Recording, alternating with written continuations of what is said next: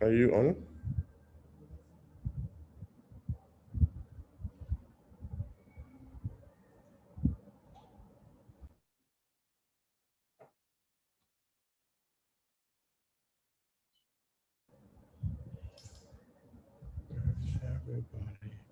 Welcome, everyone. We'll be starting our event in just 1 minute. Please make sure as you join to turn your cameras and your sound off.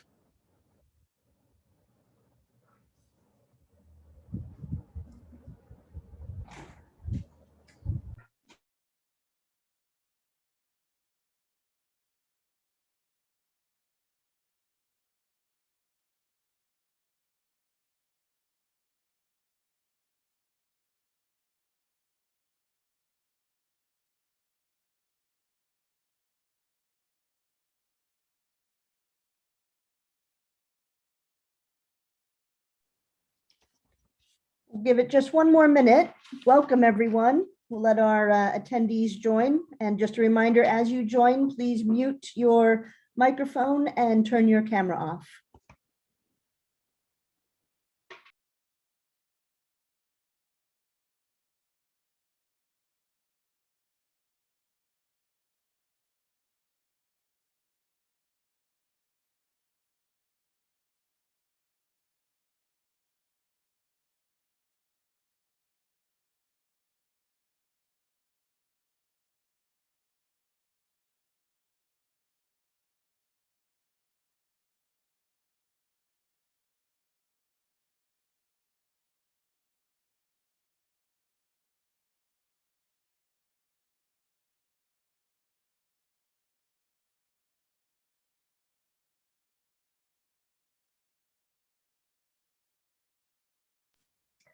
Good morning, everyone. Good afternoon for those of you around the world. Good evening, and welcome to the Urban Links Africa Solutions Showcase.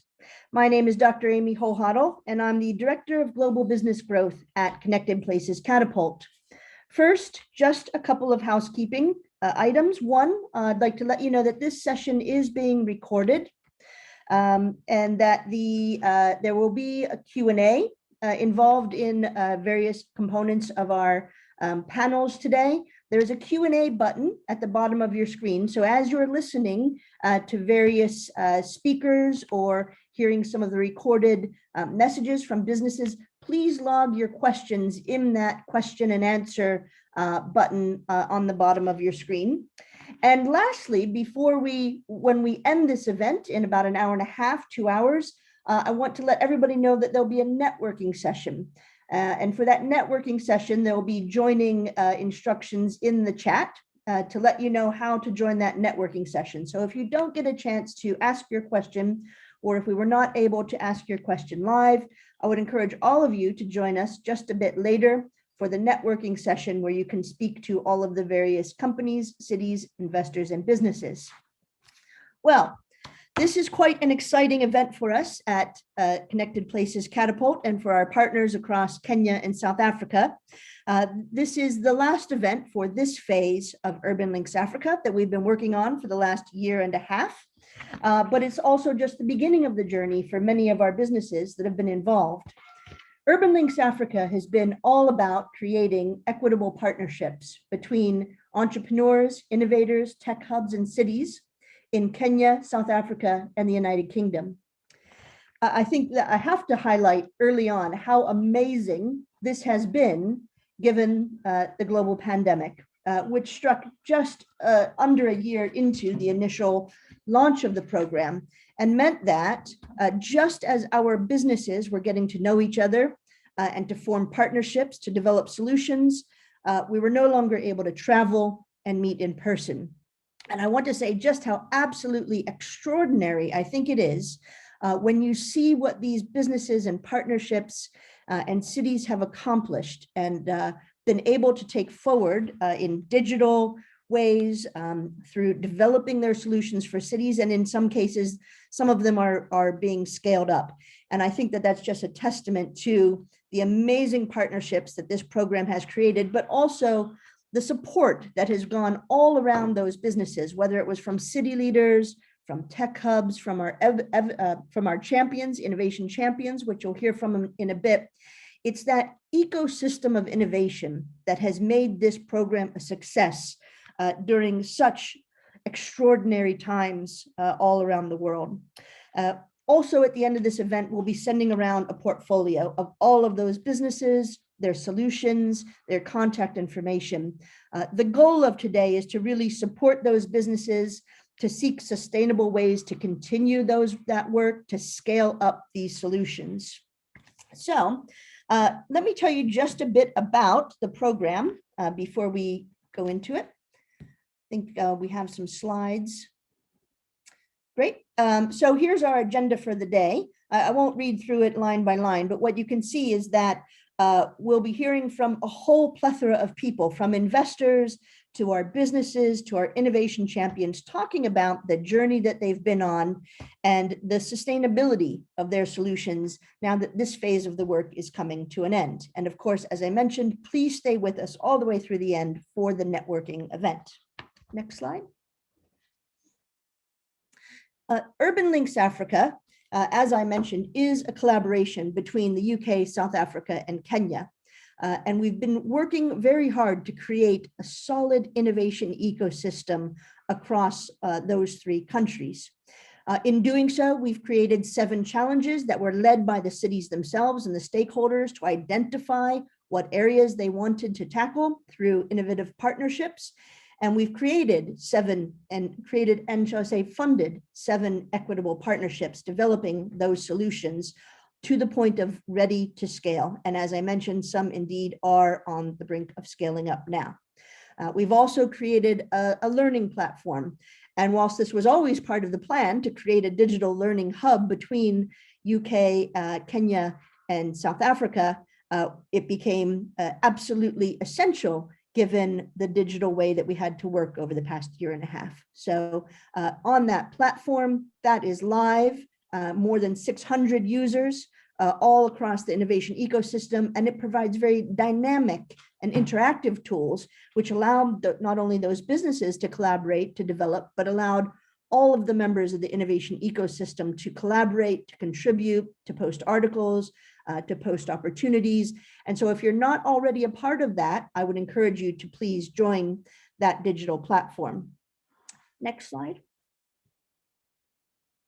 This is just a bit of our journey. So starting in 2019, where we began with stakeholder engagement. And if you're familiar with the Catapult, you'll know that all of our projects begin with stakeholder engagement, looking for those partners on the ground to help understand what those cities need and how we can partner to solve those solutions. So the Catapult is not in the business of recommending what places should do. We always start with a challenge-led approach and the stakeholders in that city or that place to understand what are the challenges that a place is facing. What partnerships can we create for innovative solutions to help address those challenges? And so you can see that journey through challenge definition. We launched an open call based on those challenges for the businesses to submit their proposals during the application period. And then we selected businesses with solutions that were the most appropriate for those cities, but also that formed the best joint ventures with each other. So UK businesses and African entrepreneurs forming joint ventures to jointly address those challenges. And then they spent the last year developing those challenges.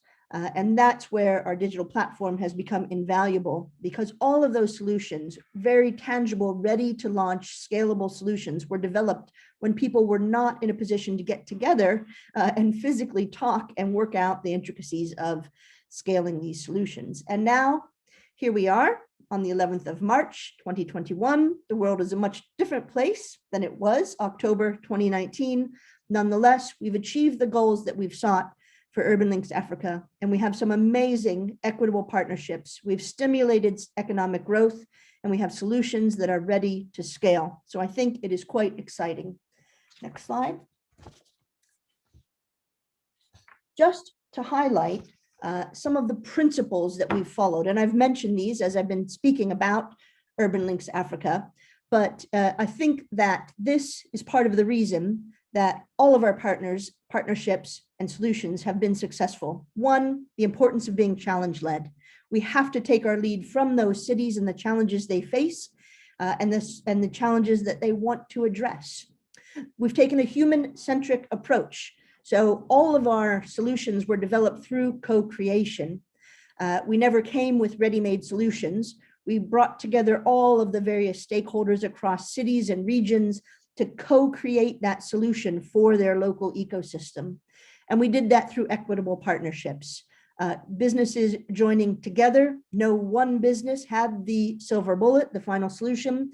It had to be a partnership of cities, but that also creates sustainable relationships. All of those businesses across Kenya and South Africa and the UK now have collaborators and partners in their partner countries. So if there are businesses in Africa that are interested in coming to the UK, we already have partnerships established and vice versa. We've created a network of supporters. And again, this is what the digital platform has helped to enable, but also that human-centric approach and working with the stakeholders. The businesses and the partnerships alone might not have been successful without the wraparound support of everyone in those communities. And it's really critical that we developed ready to deploy and scalable solutions. This was not just about creating ideas. This wasn't about writing reports. This was about creating tangible solutions on the ground with cities ready to scale, ready to tackle those seemingly intractable issues. And then finally, and this is a principle, but it's also a call to action, join the movement. This was successful because so many people joined, more than 600 participants on the website. If we want to keep this movement going, we want to scale up all of the solutions that you see today, it will take everyone to join in this movement of Urban Links Africa. Next. So at this point, we're going to hear from one of our greatest supporters, Dr. Jadeep Gupta. Jadeep, both a friend and a colleague, is the Global Challenge Research Fund leader for cities and sustainable infrastructure, and was also a portfolio lead for the project funder, and an involved supporter of this project from the very beginning. So I'd like to welcome Dr. Jadeep Gupta, who will give us a few comments from the view from the Global Challenge Research Fund. Welcome, Jadeep. Thank you, Amy, and I hope you can hear me and see me all right. So thank you so much for inviting me here. And it is, Amy, so unfortunate that we're not able to be all together in person. You know, how our lives have changed and how much we've all had to adapt. And indeed, Amy, I'd like to underscore your points and commend the Urban Links Africa team for adapting, for innovating, for really being an example of resilience over this past year. So you've asked me to provide GCRF's perspective on the project, which of course I'm very happy to do.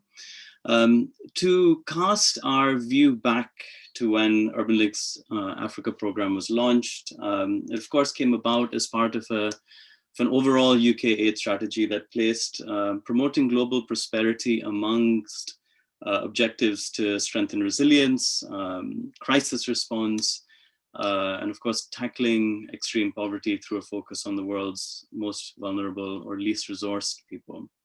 Now, the Global Challenges Research Fund, along with the Newton Fund, are two flagship funds of the UKRI to support cutting-edge research that addresses global challenges in disciplinary and interdisciplinary ways, to strengthen capabilities for research and innovation within developing countries and the UK, and to respond to emergencies and opportunities in an agile way. So at a fund level, I suppose the assessment criteria obviously covered official development assistance compliance, research excellence, looking for new approaches not constrained by traditional methodologies or silos. But most relevant to the Urban Links Africa program here is that the assessment is based on impact, both problem and solution focused, where the aim is really to deliver substantial impact on improved social welfare, economic development, and environmental sustainability. And that this is done through equitable partnerships and building capacities. So strong and enduring partnerships between UK and developing country stakeholders to enhance research and innovation capacity in both contexts. So there's a desire here to go beyond generating excellent and novel research, but translating it to measurable real world impacts and to scale those impacts, Amy, as you were saying. At the portfolio level, in particular, the cities and sustainable infrastructure portfolio, which I lead, as Amy mentioned, these objectives are placed in the context of an urbanizing world where cities are not only the location where most of us find ourselves, but cities are also important nodes for the innovation itself that's required. So we take the position that development in cities and in relation to the built environment implies winners and losers. So this in turn implies some complex relationships between politics, social relations, materiality, urban engineering, indeed the role of innovation and businesses in the production, creation of value, mediation of the built environment remains very central. And right across the portfolio, we see successful grants seek to address one or more of these several questions.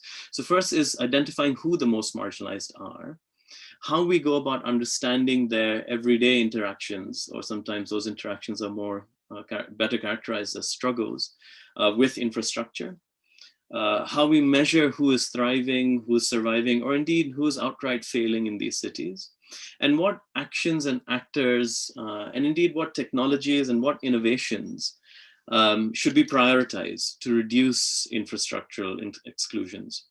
So the 7 solutions that are part of Urban Links Africa offer, quite an impressive array of equitable partnerships, from a blockchain-based digital solution for property registration in informal settlements, network of recycling technicians and designers to produce products from waste plastics, a geolocation-based solution to reduce cost per service and incentives, and sort of incentivize larger scale waste management, a real-time street flood warning system, and of course the infrastructure accessibility tool, custom designed water, wastewater monitoring systems, and AI-based property and asset management system.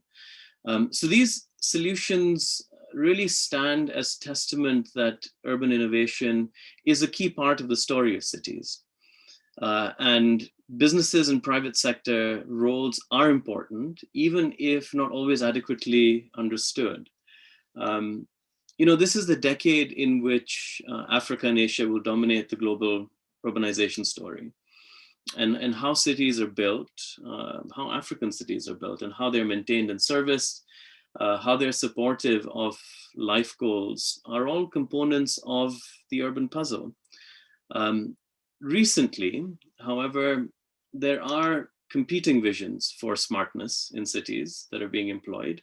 Now, this was also seen in how cities responded to the COVID-19 pandemic, right? So we have technologically enhanced urban governance that can take a bottom-up and human-centered approach that Amy was speaking of at the beginning, in which citizens govern what data is collected for which purposes, or take a different approach by prioritizing, for instance, surveillance in which AI systems provide policing panoptic surveillance capabilities. Now, importantly, data used for decision-making in cities can reflect pre-existing structural inequalities in those cities. And so resulting decisions are likely to reproduce those inequalities, often at speed, at scale, and through automated processes. These competing visions, so they range from aspirations for technologically driven, centralized surveillance-oriented urban regimes to frugal innovations and a sort of proliferation of collaborations between firms, between consumers, and city governments, the likes of which we see on display here today in this collective. So on all these counts, Urban Links Africa has been really an exciting effort, not least for pushing through this year of lockdown by innovating in the digital space. Indeed, understanding how Online platform-based interactions can further innovations, can further business opportunities, can really be the meta finding here of this program. And I'm really looking forward to hearing more on each of the solutions and engaging with the teams and hearing from the group. So with that, I'll hand back to you, Amy. Thank you. Jaideep, thank you so much. Really appreciate those comments. And there's a few things that stood out to me in what you've said. And one of the first things you said was about supporting cutting edge research to global challenges. And I think as a global ecosystem of innovators, that is such a critical thing that we need to ensure continues to happen, that we support cutting edge research to solve global solutions. This isn't about one country working to solve their own solutions. This is about creating a global ecosystem around research and innovation that we can scale up for solutions for everyone. Another thing that you said, Jaideep, that people will hear this phrase many times today, but it's about creating equitable partnerships. This is to also create global growth on both sides, growth for UK businesses, growth for African businesses, growth for cities around the world. And the point of equitable partnerships is to create sustainable partnerships. So we know that when all cities succeed and do better, we'll see longer term relationships that help both nations. And then I think one of the final things I heard is that measurable real world impact. And it's a very realistic view.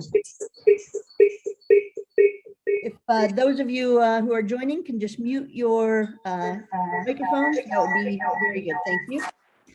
I think the measurable real world impact is critical. For those of you that are in the innovation ecosystem, you will know that we have to have a realistic view. And it's not just a saying or talk to say that success is just as important as failure in the innovation ecosystem. That's how innovation advances. And so in order to understand what is working across cities and what is not working is of equal importance.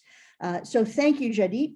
And we're looking forward to seeing these solutions scale up, and you will hear about all of those opportunities that have come and formed over the past year and a half. At this point, we have two videos to give you now the view from the city view. So we're joined by two of our good partners via a pre-recorded video, although I suspect that they might be here in the participants somewhere. So we welcome Helga Links, who is a senior development economist at Cape Town. And then we'll also hear from Emma Nyabicha, the Urban Links Africa project coordinator with the Council of Governors in Kenya, one of our very close and ongoing partners. Council of Governors, very critical for the work there in Kenya. So now I can hand it over to our technicians who will play the videos. Thank you.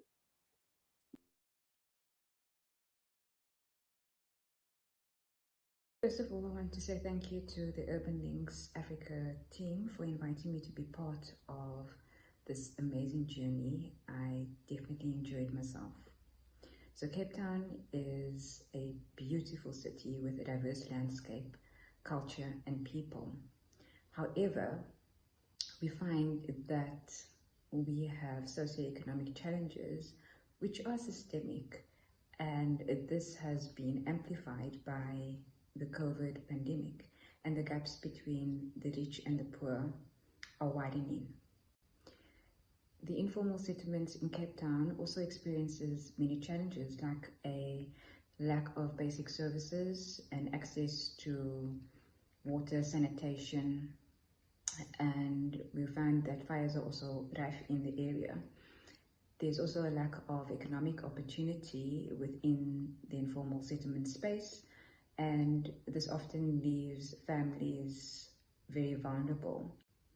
There's also a lack of services in the property registration space, and we needed a solution to actually deal with this, to formalize property deeds. What excites me about the solution for Cape Town is that an opportunity has been created to build a digital blockchain registry system which will be used for survey management, for occupancy of the residents within their households, as well as title deeds that will be formalized within the area.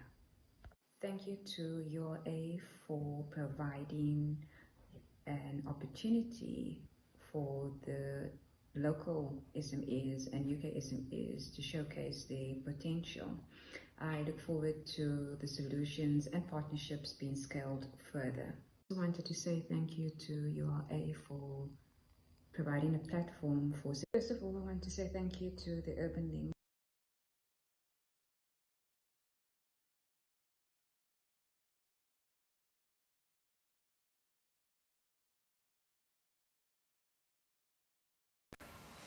Hello all, my name is Emma Nyapicha, Project Coordinator of Urban Links Africa project, and I'd like to speak to you about the experience of Urban Links Africa project in Kenya. For the last 1 year, Urban Links Africa has been working in our 3 cities, that is Nairobi, Kisumu and Mombasa, to help identify key urban challenges in those cities and come up with tech-ready solutions to be deployed in those cities. In Nairobi, they identified solid waste management as a key urban issue. In Mombasa, they identified wastewater management as a key issue in the city. And in Kisumu, they identified stormwater drainage and flooding as a major challenge within that city. In this 1 year, they have been working with the cities, tech hubs, and the whole ecosystem in the urban space to identify and come up with ready solutions that could be deployed in those cities. The program has yielded a number of successful outcomes, namely, 1, up to 4 tech solutions have been developed and once ready will be deployed in the 3 cities, and which will help improve the quality of lives of the citizens of those cities. Secondly, the program has established equitable partnerships for innovation and technology sharing between the Kenyan and the UK cities, tech hubs, and the whole ecosystems. And thirdly, they have created a cohort of trained and innovation-ready Kenyan cities, that is Nairobi and Kisumu and Mombasa. Nairobi, Kisumu and Mombasa have expressed their most sincere gratitude for the project and have indicated that it could not have come at a more opportune time. They have requested for the project to be implemented at the county level in order for the communities to reap the benefits of the proposed solutions. We look forward to having a second round of Urban Links Africa where they can be able to scale up these solutions not only in the 3 cities but in the remaining 44 counties. Many thanks and karibu Kenya.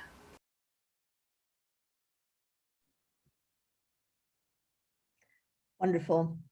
Great to hear from our 2 city partners, and hopefully what you've heard from both Emma and Helga are the real tangible impacts that are felt through this program at the city level. These are real solutions that will really improve people's lives on the ground. And that's what's most important about creating these equitable partnerships and scaling up these solutions. So, and also just to say apologies for a bit of the video problems. I guess this is something we're all used to now, doing Zoom conferences and webinars rather than meeting in person. And hopefully we'll all be able to meet in person soon. And we'll ensure that the sound quality is improved for the next videos that are coming up. So not to worry, stay tuned, it will all get better. And next up, we'll be hearing from the companies themselves. This is the really exciting part.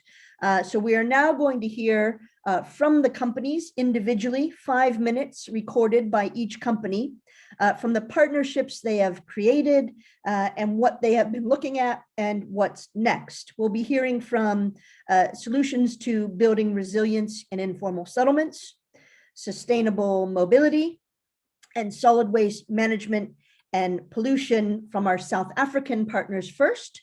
And this is where I would encourage you to, as you're listening to our businesses, please enter questions in the Q&A function at the bottom of the screen. And if time permits, which I think we will have a couple of minutes, we can take some of those questions live. Those businesses are joining us on the call, and we will be able to have a few questions after we watch the videos. Go ahead.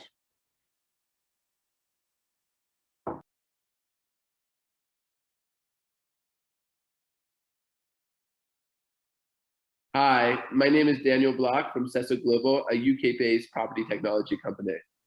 And my name is Ilana Melzer from 71.4, a consulting company based in Cape Town, South Africa. We're going to talk to you about our pilot in an informal settlement leveraging blockchain technology. The pilot was conducted with the Transaction Support Center, an organization that 71.4 and CAF, the Center for Affordable Housing Finance in Africa, established in 2018. The Transaction Support Center, or TSC, exists to help low-income households access formal mechanisms to transact in property. Many low-income households in South Africa who might have bought properties would have done that informally because of the costs of the formal process. And the Transaction Support Center works with those clients to formalize those transactions, works with government, works with the legal industry to try and make the process more accessible for low-income households. Our pilot is in an informal settlement. Roughly 12% of informal settlements in Cape Town are on city-owned land that could be upgraded relatively easily. And the informal settlement that we're working in, called Freedom Park, is on city-owned land in an area called Ottery. People in that informal settlement have been there since 1999. The area itself is very poor. There's very limited investment in housing, as you can see, possibly because people are waiting for government to take the first step, but also because the area is very poor. People are very poor. Our enumeration process in the informal settlement will go door to door, household to household, gathering detailed information on everything from household composition, how long people have lived in the informal settlement, how many people are in work, how many people have had education or skills. That will enable us to get a very good picture of the socioeconomic circumstances that households are living in. In terms of that information, that will then be put onto the blockchain pilot.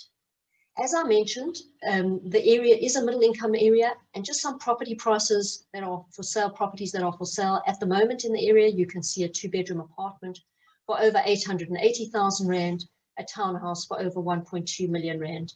There's clearly value in property in the neighborhood that could be leveraged. So in order to make this happen and take it from the surveys to registration, what the platform does is connects with the surveying app that Ilana's team uses via API, you can see here, then pulls in the data for each property. When we click into the property, we'll see the owner, the occupant, the documents that they collect, all brought in into the platform via the API.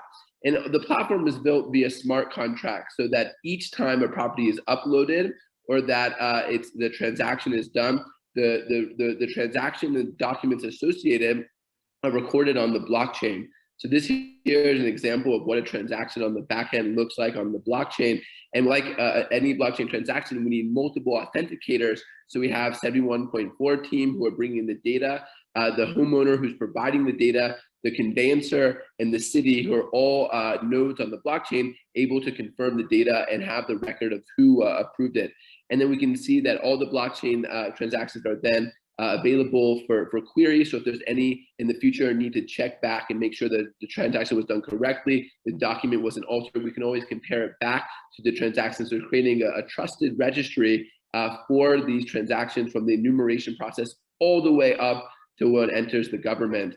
And if there's an issue with the transaction, such as a need to register a deceased estate, informal cash sale, so something has happened during the process, we can click on one of the transactions, and the 71.4 team can come into the interface, a CRM management tool, to manage who are the partners of the transactions, the documents, and have an interface for the city and the conveyancers to transact within this digital platform, going from a paper and Excel format, which is what's currently used, onto a trusted blockchain-based CRM to see transparency and trust in these transactions and upgrading process. So we look at the business model, we say not only is it a great social impact, it's a great business opportunity as well. We look at revenue generation through the transaction fees during registration. Once people register their titles, we're talking to mortgage banks, lenders, and insurers to offer post-transaction services where we'll take an origination fee, and also the ability to license our software long-term to other organizations and surveyors who want to go digital in this effort.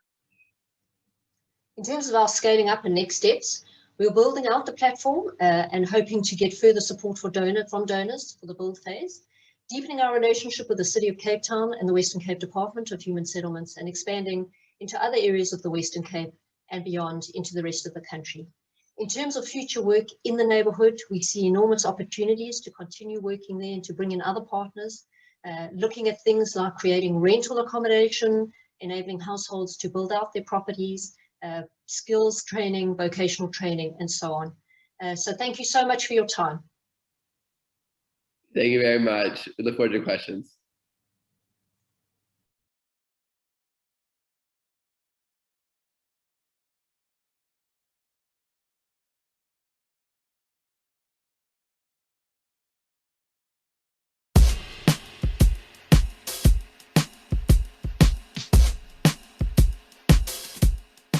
My name is Steve from the Makerspace Foundation, and our job here is to unlock creativity in a physical way. We are trying to find designers from Europe and partner them with innovative waste technicians who can make products out of solid waste in Durban, South Africa. Hi, I'm Gunnar here at Grass Custom Lane in Edinburgh. We're really excited to be curating a great team of designers to be working with the makers at the Makerspace in Durban to create beautiful objects using waste material. Hello, my name is Steve, and I'm representing the Circular Design Network. The Circular Design Network is a partnership between Grass Architecture and Design Studio in Scotland and the Makerspace Foundation, a makerspace and incubator in Durban, South Africa. The problem we're addressing is solid waste. It's a global problem, as we all know, but locally it's even worse. In Durban, the problem is driven through infrastructure, it's driven through attitudes, inequality, poverty. In South Africa, youth unemployment, which is defined as years 18 to 35, is approximately 55%, meaning 1 in every 2 young people is unemployed. The solution is to make and sell products from waste. We train underprivileged people, and we create employment and micro-enterprise, and we integrate commercial and social interests. The value chain is quite simple for making products. There's a design and conceptualization phase, then there's the manufacturing and making phase, and finally there's the sales and distribution phase. What we realize is that we need experts in each area in order to compete globally.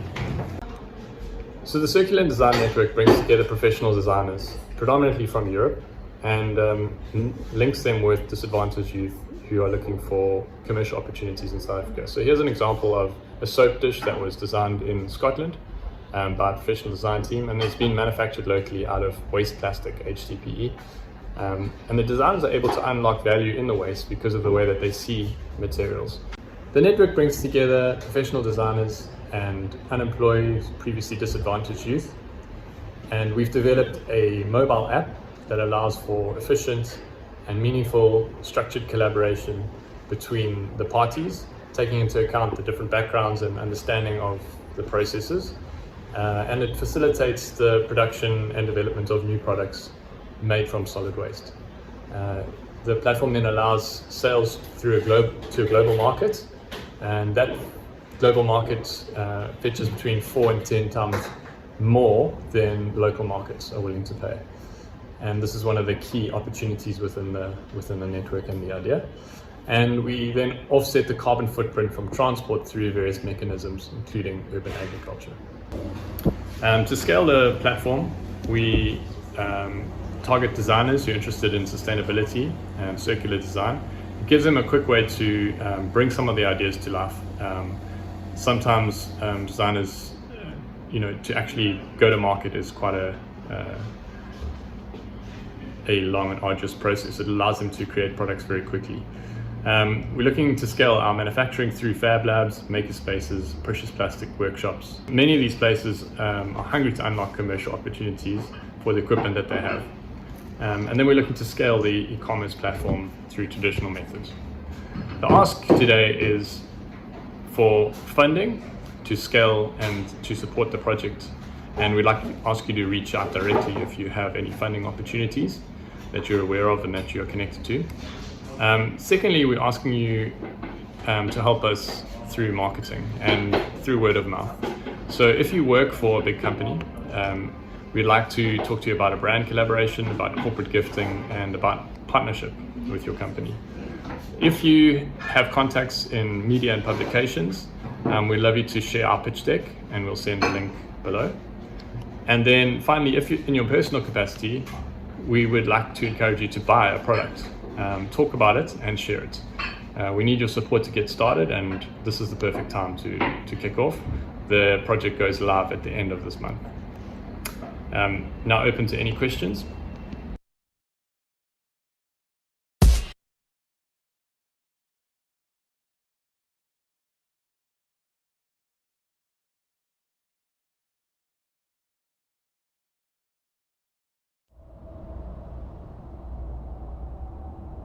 Urban sprawl is a global problem resulting in fragmented and inefficient cities with mobility and sustainability challenges. These challenges heavily affect poorer residents who often live on the outskirts of metropolitan areas, far from the jobs and amenities they need. City administrations develop elaborate plans to make cities more inclusive, connected, dynamic, and efficient. But decision-making and planning operations are often hindered by everyday inefficiencies as planners and developers battle with outdated systems, disparate data sources, time-consuming processes, and administrative silos. Our solution, the new One City digital tool from Navaya Labs and the WITS Research Chair in Spatial Analysis and City Planning, is being piloted in Johannesburg, South Africa. One City allows developers and businesses to identify, evaluate, and compare investment opportunities that align with official spatial strategies. One City can be integrated into local authority GIS systems to streamline and support land use planning. One City incorporates data from over 30 qualified sources to deliver current information and analysis on a single platform. The easy-to-use web-based interface includes a multi-layered map with unique features and insights. One City allows developers to choose priority site parameters to easily identify investment opportunities, compare prospective sites, be notified when new sites emerge that meet requirements, access detailed site analytics that provide actionable insights on risk, and find up-to-date documents for due diligence. Using the One City tool, developers reduce analytics and consultancy costs and align their development proposals with city strategies, increasing likelihood of successful planning outcomes. One City for transparent and data-driven urban transformation.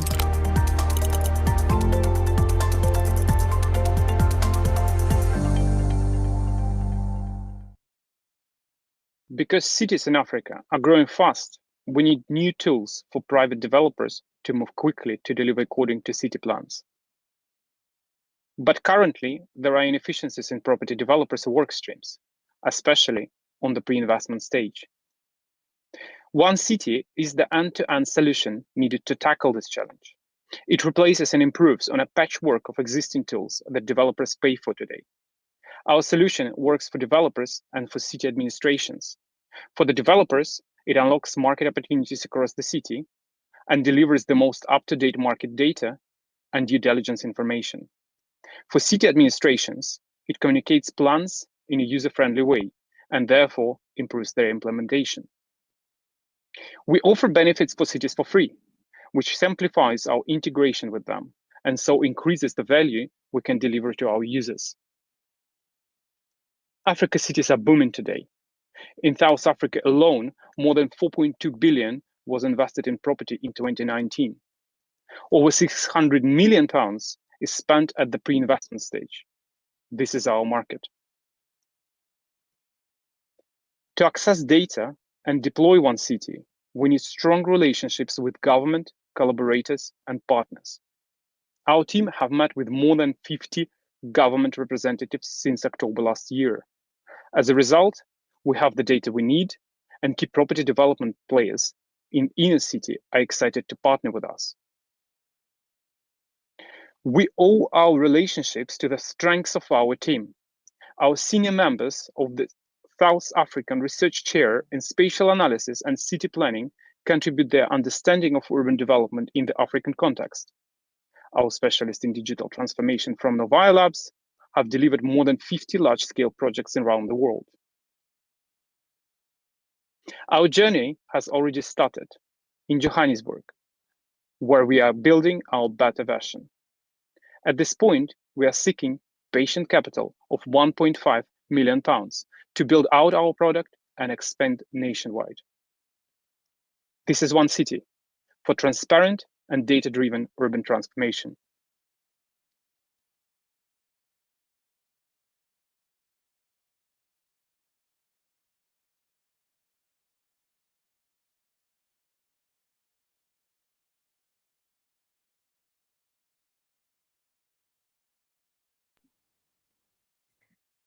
Wonderful. Thank you to all of our businesses. Those were brilliant. I think that I think we have some questions that I'm logging in the both in the chat and in the Q&A. I would urge everyone to post your questions into the Q&A. And if I could ask our participants from Navaya, Makerspace, and TCS Blockchain to turn your cameras on and your microphones on, we can take a few questions. And while we're doing that, a couple of things I'd just like to point out. I think for each of these opportunities, something that Steve said around the makerspace is probably the call to action for everyone on this, which is these businesses have developed a ready to scale solution and they're looking for funding. We need to have investors and cities engaged in this process to help us scale up these solutions that will create economic growth and address challenges within each of these cities. So if you're out there and you're a city or you're an investor, I would urge you to get in touch with our businesses around these solutions and to also join the networking session later. Steve mentioned three things that I think are true for Navaya, TCS Blockchain, and the Makerspace, which is one, funding, two, marketing, spread the word, tell people about these solutions, spread it on our networks. We have the digital platform, but you each have your own individual networks on LinkedIn, on Twitter, by word of mouth, by your relationships. Please talk about these partnerships and these solutions. And then lastly, buy. So if any of these businesses have a product that you can buy individually, I know that I'm going to go and do a bit of online shopping later at the Makerspace. So please, we are here to support and scale these businesses to create equitable partnerships. So a few questions. We'll start with Ilana for the TCS blockchain. Has your approach for registering informal settlements based on blockchain been tested in other cities? We hear a lot about blockchain. Can you tell us a bit more around, has this been used? Where has it been used? Is it a proven solution? To my knowledge, it hasn't been used anywhere in South Africa. Other people on the call might know of applications on the rest of the continent. There's a lot of interest in it. So when we do have calls with colleagues in Tanzania and other countries, there's a lot of interest in using this because the land registration systems are quite difficult to work with and expensive. Whether it can work, I mean, I think the technology piece is probably less of the problem. I mean, you can get the technology to work. The question is whether we can get people to actively change their behavior. And at the moment, you know, different informal settlements will have different processes for how people are recording their claims, registering transactions. So when people buy and sell shacks in an informal settlement, settlements will have their own way of doing things. And then you're coming in with your solution, wanting them to use it. It has to be compelling to them. So I think that's an interesting challenge. You know, we also have to work closely with the city.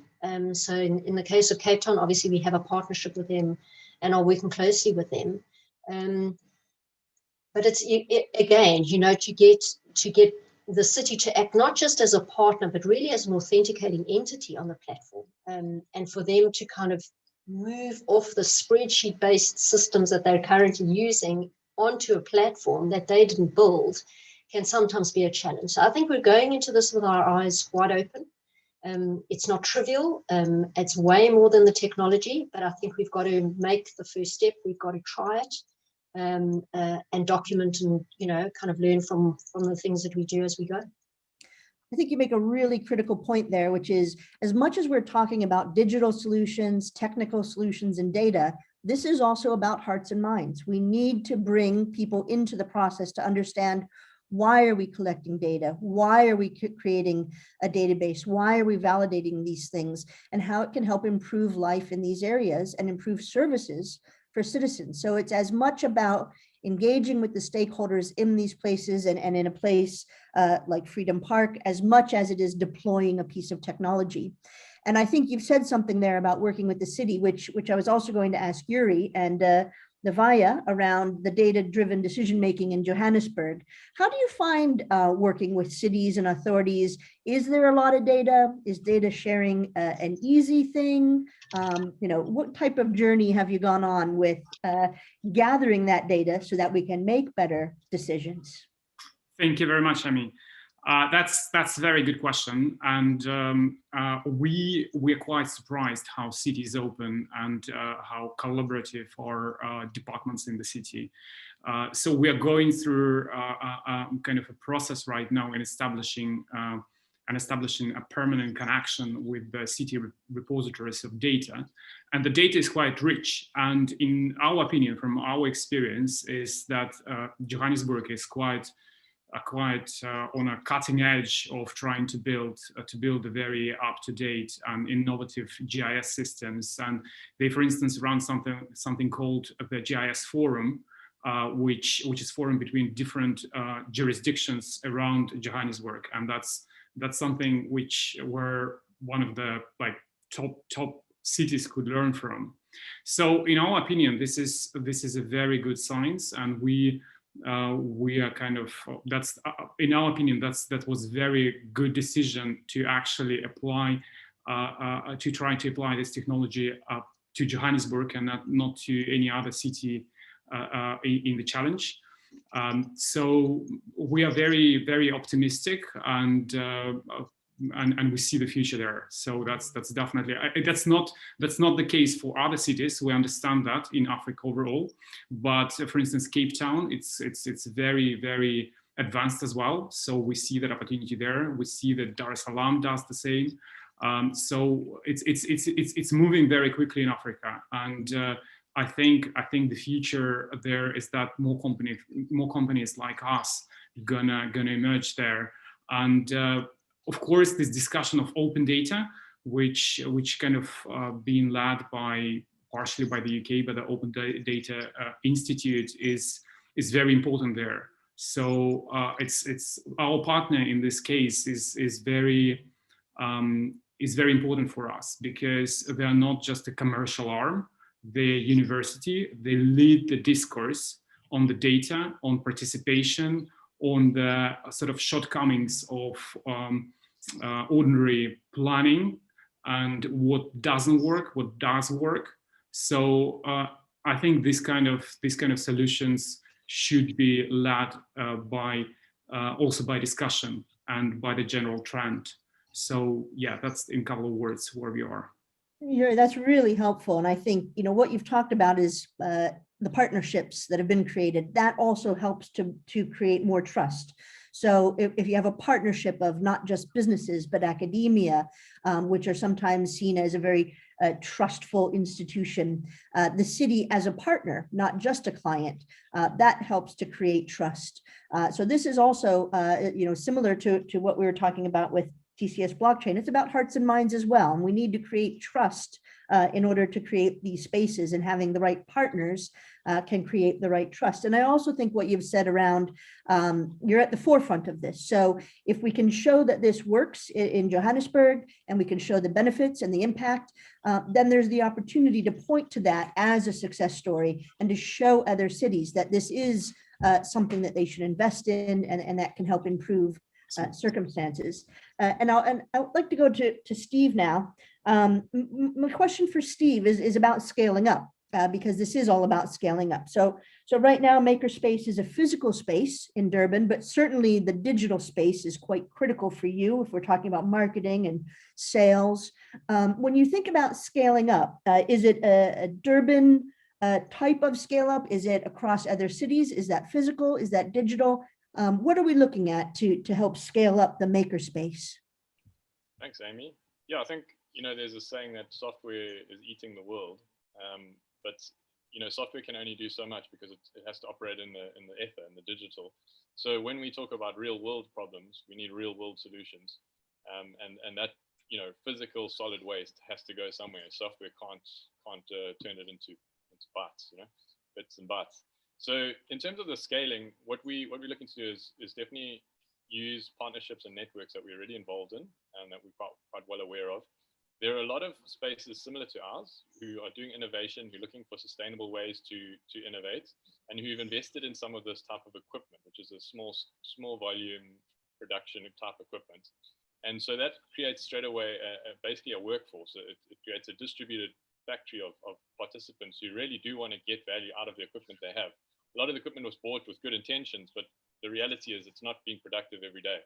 And then on the other hand, there's millions of designers online who are connected via social media, via the digital platforms, and able to communicate the designs and sort of soundboard the ideas that us as African makers aren't aware of, that are sort of available in Europe. So on one of the questions, I just shared the sustainable product report that the European Union put together, just showing how much demand there is for sustainable products and how that demand is growing. So there's really this massive opportunity in Europe for sustainable products that isn't in Africa and in developing countries, because we still are wrestling with basic things. And so if we can move those products, develop them in developing countries and move them to Europe and fetch that difference in value, that then can come back to solve inequality in the local environment. So the scaling is both digital and physical. It won't work without any physical, but luckily there already is a lot of platforms available, and those platforms are actually, very hungry for something like this. Great, Steve. I really appreciate that. And just to note that in the chat, people are asking for the shopping links. So be sure to provide those for people out there. And Yuri, I think you have a question here that you might want to answer live. Do you want to take that one? Yes, thank you very much, Amy. That's the question from Nezapi about the transparency and the relevancy of the instrument to the citizens' issues, not just developers. So that's indeed a possibility in the tool, and that's something we came up with initially, and that's what tool can do. The question is about financial sustainability of the tool in the future. And we've tailored the solution for the developers after a lot of discussion with the government. And so we keep that possibility of the tool for the future, but we are not demonstrating it right now. So that's definitely something very important, to create this interface between the stakeholders, the citizens, local communities, and the city administrators. So that's pretty much what we are doing. That's really great. Thank you, Yuri. And I noticed that as you're asking questions, our panelists are also answering them live in the Q&A box. So if you've asked one, your answer might be there waiting for you. There is one more question. I think this is for Ilana, really about, you have partners that are also dealing with this similar question around Africa. And is there a mutual benefit? How do other communities engage in this process? I think it kind of depends on where you are and what the context is of the informal settlement. And I think in our sort of introduction, we kind of mentioned that this is an informal settlement on city-owned land. So the city has quite a lot of freedom around how it wants to interact on this particular site. And I think the site-specific nature of each informal settlement obviously has a material bearing on how you proceed. I think for us, just looking at the context, so there's the site, then there's the broader neighborhood in which the informal settlement is located. And this particular context, as we mentioned in the clip, it's in a very sort of middle income neighborhood, which is quite unusual for informal settlements in South Africa. Often they're on the periphery. Often there's not much to leverage in terms of land values. In this case, there really is. And so the opportunity to create alternative models of housing delivery, where it's not one property per stand, but where we could try and bring in additional finance to create densities, to enable leveraging of that land value to support those households going forward. And I think that ties into the data collection process. Those are the opportunities that this site offers. But I do think, each site will have its own specific dynamics. Working in communities can be quite complicated. So I'm hesitant to kind of just give you a blanket answer around that. And just to say that it does require this kind of very local, on-the-ground presence, which I know we don't want to say when we talk about scaling up, but that is a reality. And we just need to, as I say, go into this eyes wide open. Thanks, Alana. And I think you make an important point. And we, we're talking about informal settlements. Informal settlements are not an island. They're communities just like every community across our regions. And every community has various challenges. And when we're talking about solving these solutions, it means that we have to involve the local stakeholders, whether they're in that informal settlement, from other communities or around it. This is a community-led effort.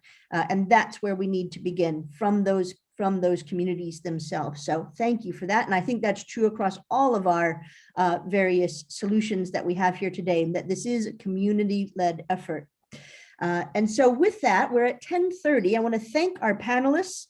You've done an amazing job, and hopefully you will be, I am sure actually, by the level of questions and engagement in the chat, that you're going to be quite busy during the networking session later today. So please stick around. What we're going to do now is take a short break, let everyone grab a cup of tea, and we will be back in 10 minutes. So that is at, in UK time, 10:40. So if you can please mute and turn off your camera, take a quick break and join us back here in 10 minutes. Thank you, everyone.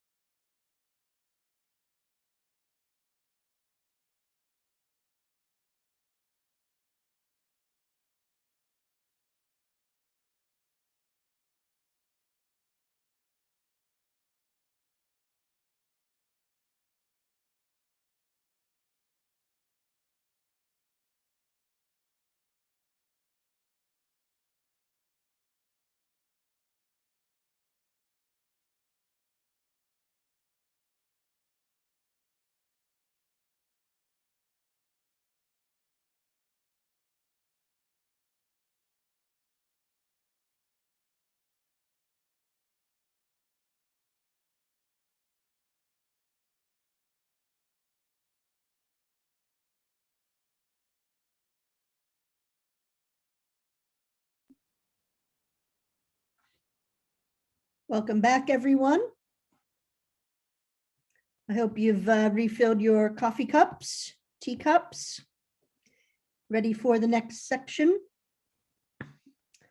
Wonderful. Well, next up, we have some pre-recorded videos from our partners that we've called our challenge ambassadors. Something that we realized early on, and this is true, I'm sure that all of the businesses involved in this program, but businesses elsewhere as well, will realize the fact that navigating a city, let alone a new city, the city services, the partners in that city is not easy. And that's true across the UK as well, as opposed to anywhere else. And so we invited challenge ambassadors to join the program. These are representatives from the local area that help us to navigate the local system. We're going to watch 2 videos now from our challenge ambassadors. And I'll hand it over to our technical gurus to play those videos.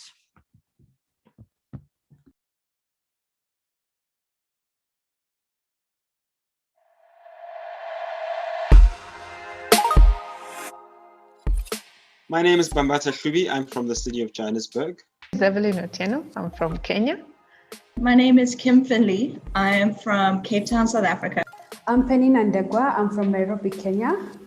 This is Bonero Kumete, and I'm from South Africa in a city called Durban. Hi, I'm Hamisa Zaja from Mombasa, Kenya.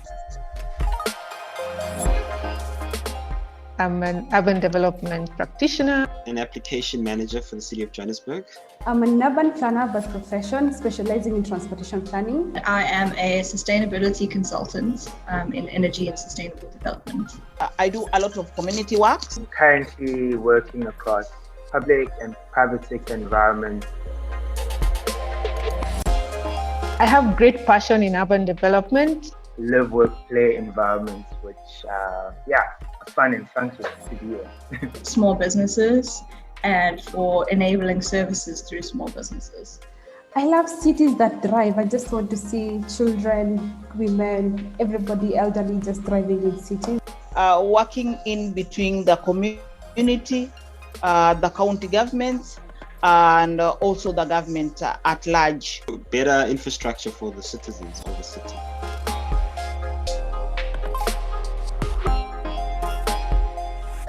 Working with Novaya. I'm currently working with the Previsco, Red Cross and Ramani. I am working with TSC blockchain. So I've been working with Snowcode and the draft management. I'm working with Makerspace, which is situated in Durban, and Grass, an architectural firm, which is based in the UK. I'm working with Majitaka Technology. To assist the city of Johannesburg with an infrastructure tool that will help them drive investment in places of the city that have fallen into a little bit of urban decay. An innovative technology that focuses on early warning signs in urban areas. Trying to create a digital blockchain-based title deed registry for informal settlements. They're basically technology companies working towards solving solid waste management challenges in Nairobi, Kenya. And what they're trying to do is solve the waste problem in Durban. That will be monitoring water in Mombasa County. I've been helping them get data from different government entities. Access existing networks that already operate in these areas and have good standing with the communities. Helping them with data strategy on how to collect quality data for them for their solution development. In helping them shaping the impact strategy at a local context, also helping them create partnerships with academia and NGOs, which are already working on circular economy. A lot of facilitation work with them, to both internally within the city, so that people understand what they're trying to do and how they're going to do it. To do site visit on the water sources in Mombasa. Basically connecting the two and acting as a link, and also acting as the person on the ground to actually give context. From a makerspace side, they're very grounded in social innovation, and from Grass side, they're very meticulous with design and product development. So that's been very interesting to see. Thinking about scaling up in the long term, what that would look like, and how to do it digitally. An eye-opener for me, looking at how we can overlay issues of technology versus our normal understanding of planning. There was one platform where you can now endeavor, showcase your abilities, and see everyone would come with whatever innovative projects they have, and you would also share the challenges that you have in your city. And in the same platform, you would get partners, you will get investors. I think there's a need for more partnerships. I think there's a need for us as a city to learn to join the dots, and there's a need for us to be more digital in our approach. Of importance has been the potential of technology in supporting urban planning. We look at most of the times we've been depending on data and previous statistics that maybe books and all. But in this case, we have an opportunity with working with innovative technology that gives information in real time, and most of the times the most accurate.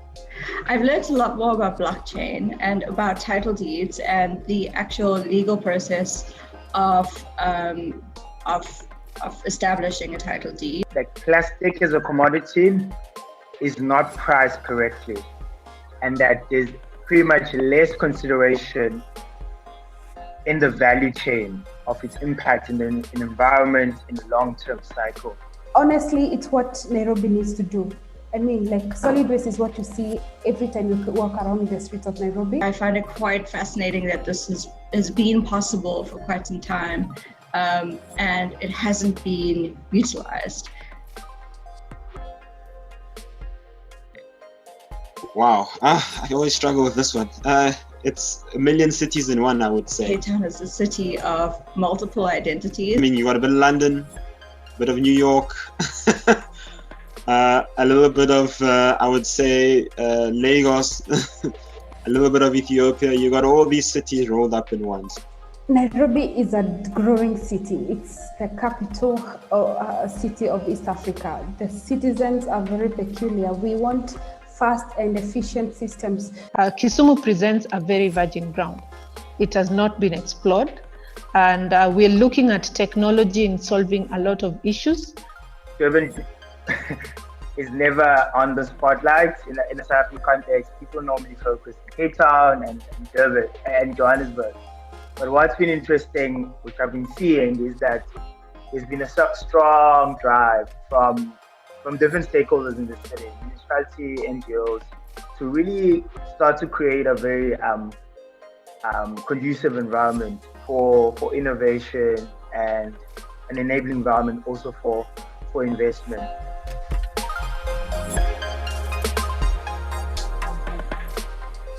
Just interesting things happening all the time and interesting solutions to be developed. So if you're an investor that want to come in with your technology, trusting me, Kenyans are going to adopt it. If you are a potential investor or collaborator, you're just more than welcome to come to the city to do cool stuff. We have so many opportunities, and I would say welcome to Mombasa, and we would work it out and solve so many challenges that are facing us, at the same time bringing businesses. Make sure that your solution matches the place and matches the people, and that you have an understanding of who has access to what, and what your price points are and what your services are.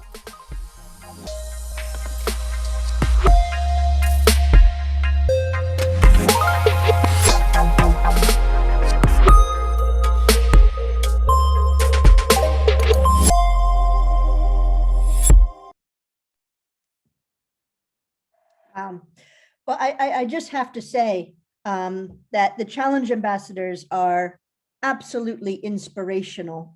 And I think, can you imagine if every time a business was starting up in a new area, they had basically a personal supporter, someone with insights, someone to connect them to investors, to academia, to cities, how much more successful we could be during this.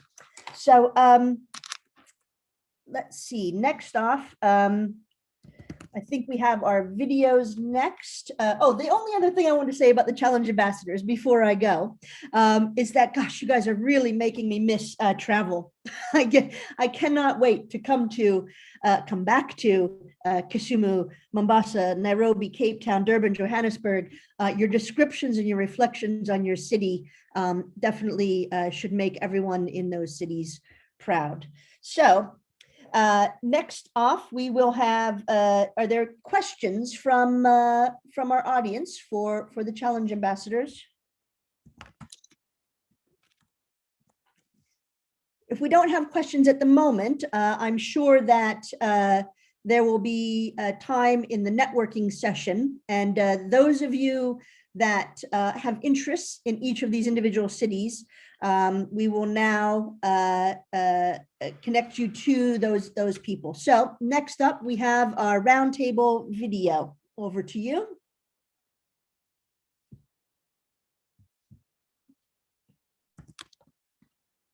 Okay, so hello everyone. Welcome to this discussion with the Urban Links Africa Challenge Ambassadors, where we're going to hear about some of their insights having worked on the project over the last 6 months. My name is Max, a senior user researcher at Connected Places Catapult, and here today we have Sibonello from Durban, Penina from Nairobi, Evelyn from Kisumu, and Bambata from Joburg. So these guys are development and city experts who've contributed significantly to the development of solutions that work in context in tandem with the project partnerships. They're also people who I feel personally very lucky to have worked with over the last 6 months or so, and I've learned a lot from them. So hi guys, thanks for joining us. Thanks for this opportunity, Max. Thank you. Hi. So reflecting on your work on Urban Links Africa, what have you learned about the potential opportunities for innovators to tackle urban issues in your city? If I may, so this whole project has basically showed me basically that innovation can exist in any context, and that everybody is an innovator in some way or form, in the sense that people kind of find workarounds to very bad policy, very, very bad planning practices. For example, I think in my previous meeting, I made an example of the fact that the tax industry keeps growing in spite of, or maybe despite government not necessarily putting much investment into the industry itself. So it's an interesting thing. So I think innovation has taught me that, is that people, that things are happening with or without the city. And if the city wants to have a say, maybe we actually have to create a platform for people to create. We need to create with people. We can't be the only ones just wanting to do the top down, trying to deliver things from a top down perspective. We have to co-create with a lot of people. Thanks. Coming from Nairobi, I think most of the urban challenges I used before ULA project, I used to think that most of these challenges are supposed to be solved by government. And having worked through this project, I've seen the integral role of private sector in innovation and bringing in technology, which the government can find difficult to innovate because, of course, they are constrained in resources, the staff, knowledge and experience.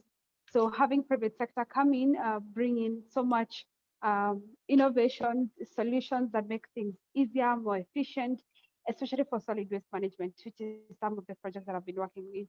So it's really important. And I've also noticed that now the government, of course, we cannot do without government. So the government cannot be making policies to create room for those innovations, but we need the potential and opportunities for investors, especially in technology, are immense, and people need to take advantage of these opportunities because some of these innovations are scalable and they can be replicated even in other places. And not only that, even make a business case for investors. That's great, thank you. Yeah, thank you. Yeah, if I can just jump in quickly. So I think my strongest learning has been through observing how stakeholder engagement is such a hard undertaking. I think Bambata mentioned that as he spoke,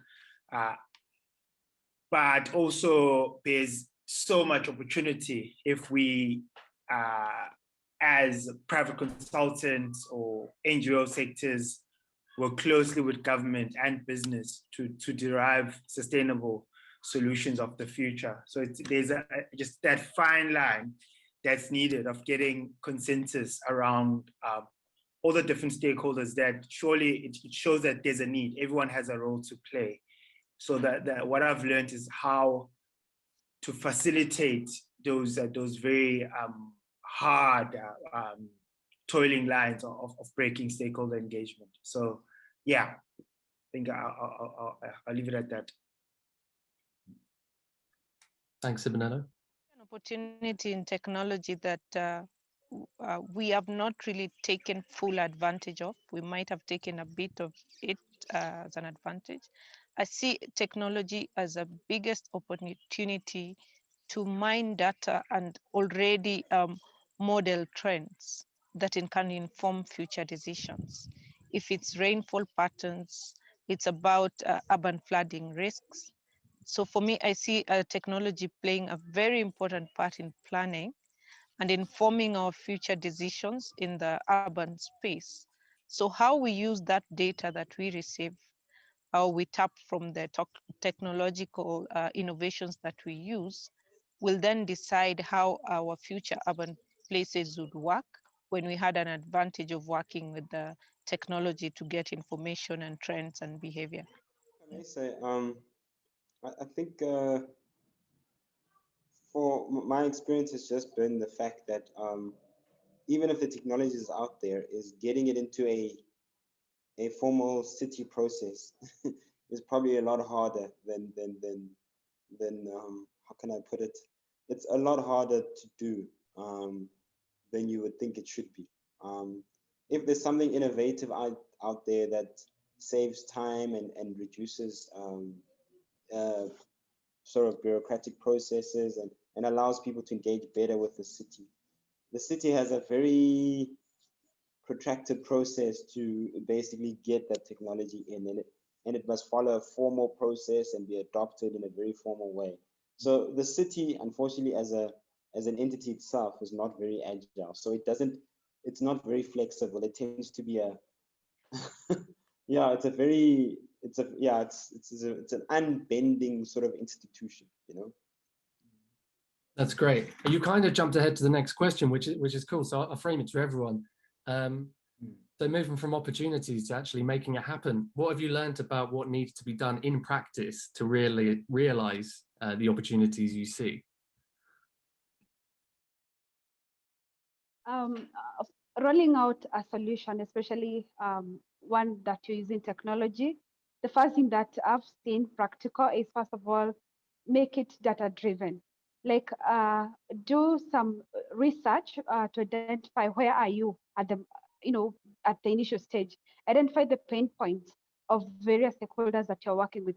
For example, we worked with Code and also graph management in doing intense or deep surveys to understand the challenges of solid waste management in Nairobi.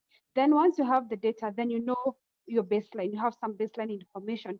Then now you're able to measure, once you are implementing a solution, you're able to measure the effect or how much the solution is actually solving not just solid waste management challenges, but even other solutions. For example, if I may use the Code example, they're able to come up with a solution. They did a very deep research. They understood what are the challenges of the waste collectors in Nairobi.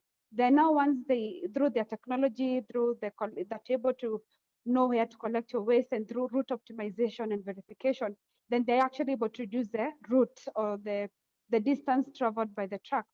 That way now they are not only going to solve the problem of solid waste collection, but also has an implication on climate change, because now we are going to travel less, the vehicles consume less fuel, so there's less emission, there's less congestion. So that really adds up to the benefits. So having baseline data is very important. The second thing I would like to say is stakeholder engagement. You cannot work in silo. Of course, this is private sector, but now you have to work collaboratively with the government and also other players in the industry, be it urban managers, be it property owners, be it the citizens themselves. And this stakeholder engagement must be very deep, and then they have to be very unique depending on the project. That way, then the project or your innovation is able to be accepted by the stakeholders.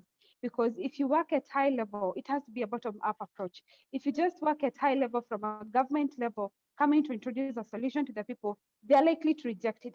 But then if you're able to involve stakeholders, educate them on why it's actually important to do waste segregation, then they are likely to adopt a solution.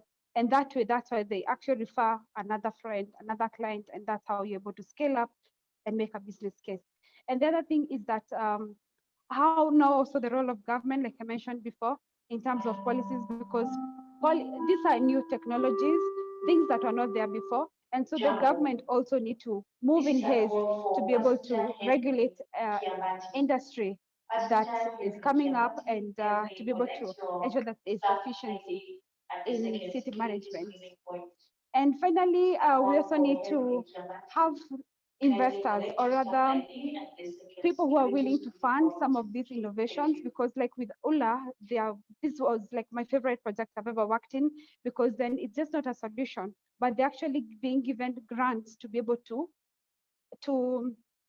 verify or to test the solution. They come up with a solution, then they actually have money to test the solution, and then you're able to know how much it's going to be, of benefit. So we've not seen that in many projects, because some of them will just be, support the innovation, but then they don't have money for implementation. But now, because they have done a pilot, it is very verifiable. It's that it can be scaled. If it is not working, then we have an opportunity of measuring and knowing where to improve. So that's what I would say. Thank you.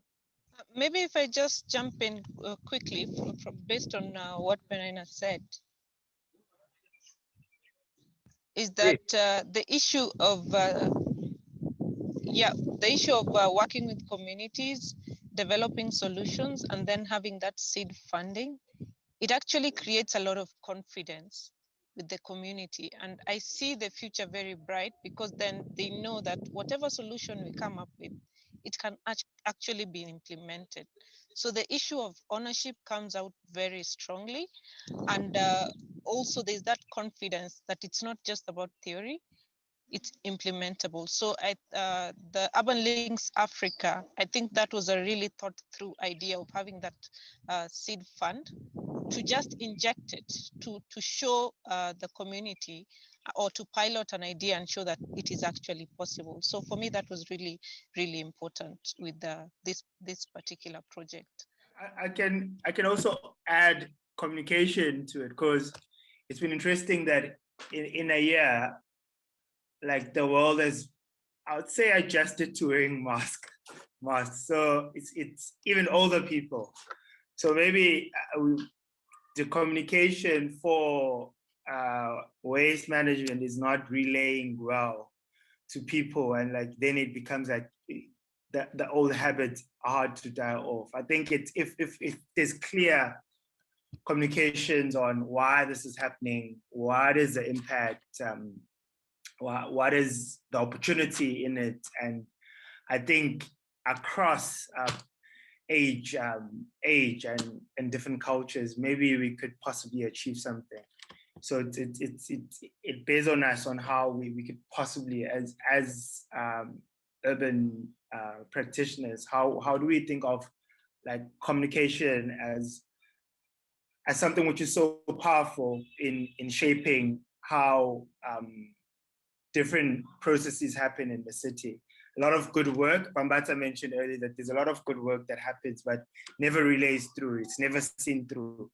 Maybe there's that communication element which is missing, which needs to be strengthened in some form. As I said before, there's pent-up need for government to recognize the role of communities and communities to recognize the role. But I think it's about, as I said, co-creation. But I think as well, I'm also realizing as well that I think the one thing that maybe the UK might be slightly better at doing than maybe we in South Africa are better at doing is this whole concept of blended financing for projects, and potentially being able to bring public and private sector into the same space and coming up with new ideas. I think there's still a lot of work that we have to do as a country, as a society. I think even Evelyn mentioned it around behavioral change and basically understanding that solutions are also about the community themselves and them seeing themselves as a part of community, not seeing themselves as something that must be changed by someone from outside. So I think it's that. But I think, as I said, with innovation and technology, it's all about, for me, as I said before, it's just about engaging the imagination of people. Once we can engage the imagination of people and they can get one or two things that they imagined come to fruition, I think you'll have those people as loyal, sort of almost ardents of technology, of innovation, because it worked. They said, oh, but it worked here, it worked here. Then they start believing, they start thinking. And then once we start doing that, we can probably start building a lot of projects from the ground up that doesn't necessarily need a lot of financial support. It just needs a lot of people to open doors here and there, just so that people can actually access opportunities and figure out, okay, I can do this. This can work here, this can work there. Thanks.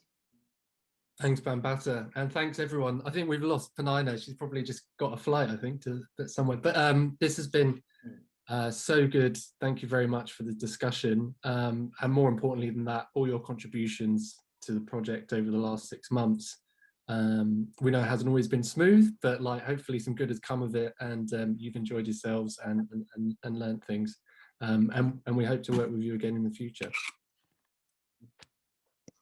We hope so too. Yeah, thank you so much. Thank you so much.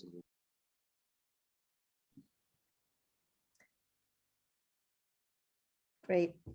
Well, big thanks to Max from the Catapult team, and congratulations to all of our challenge ambassadors. The work that you're doing is absolutely inspirational. And as Max said, it's been an interesting year, but I can't imagine us getting through this last year without you. So thank you for all of your work. And now we're going to hear from, one other point. I'm sure that a lot of you out there want to know how to get in touch with some of those challenge ambassadors. And if you want to get in touch with them, it's very easy. Go to our digital platform, urbanlinksafrica.com, and you will find the whole community, including all of our challenge ambassadors on that platform. We're now going to move into our Kenyan partnerships and watch videos from those businesses that have formed solutions in those areas. You've heard a few of the names mentioned by some of the challenge ambassadors, but there's DeGraff Management, Majitaka Tech, Snoo Code, and Pravisico. So we'll hear videos from those partnerships now.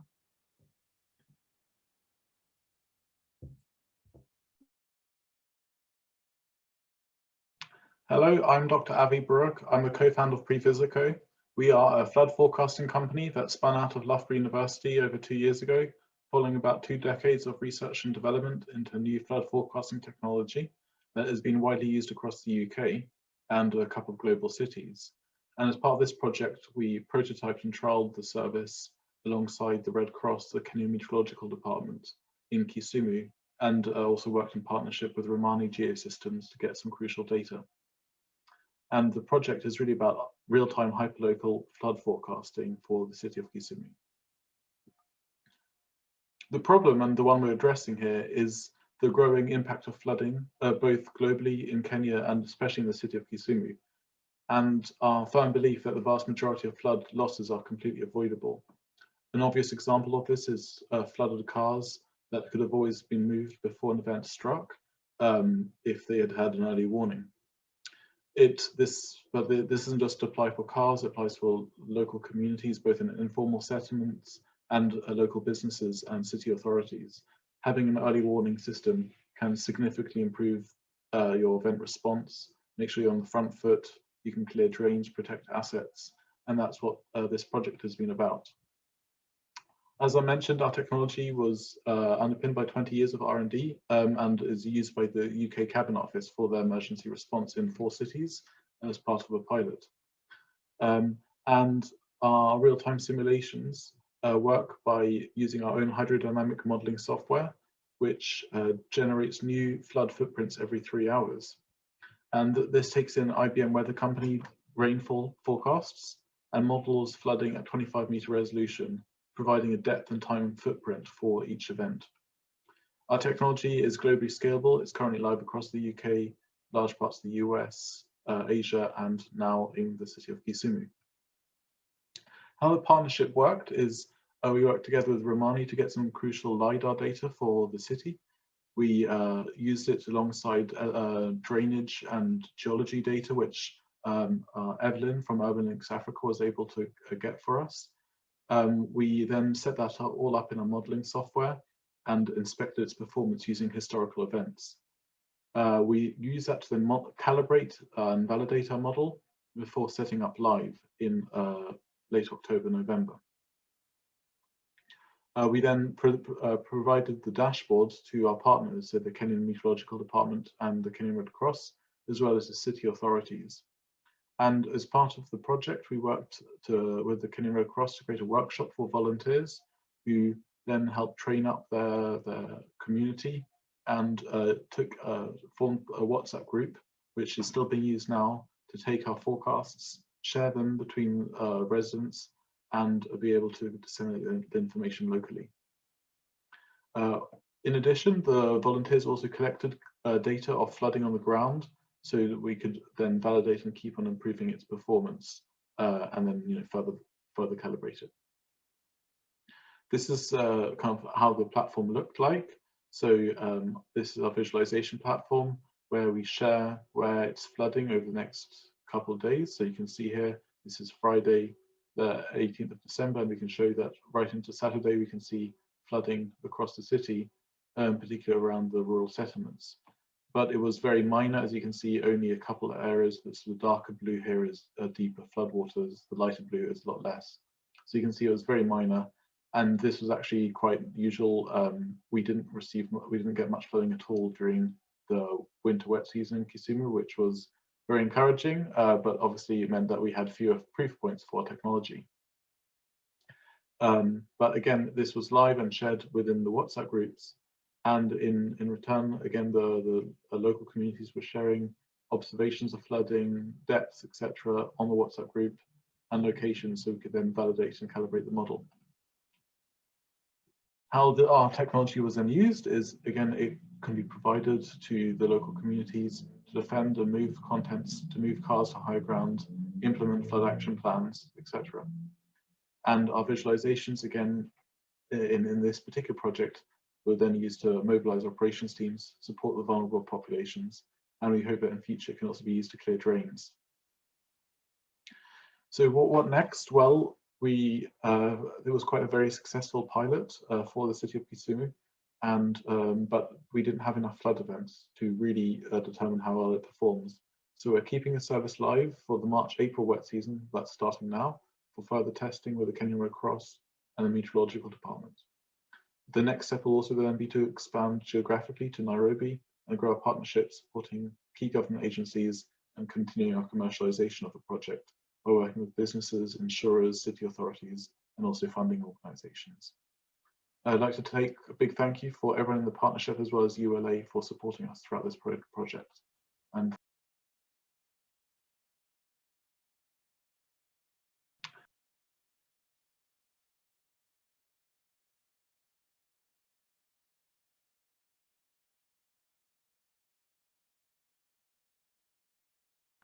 Hello everyone, my name is Richard Gonzalez and I'm here to introduce you to Magitaka Tech.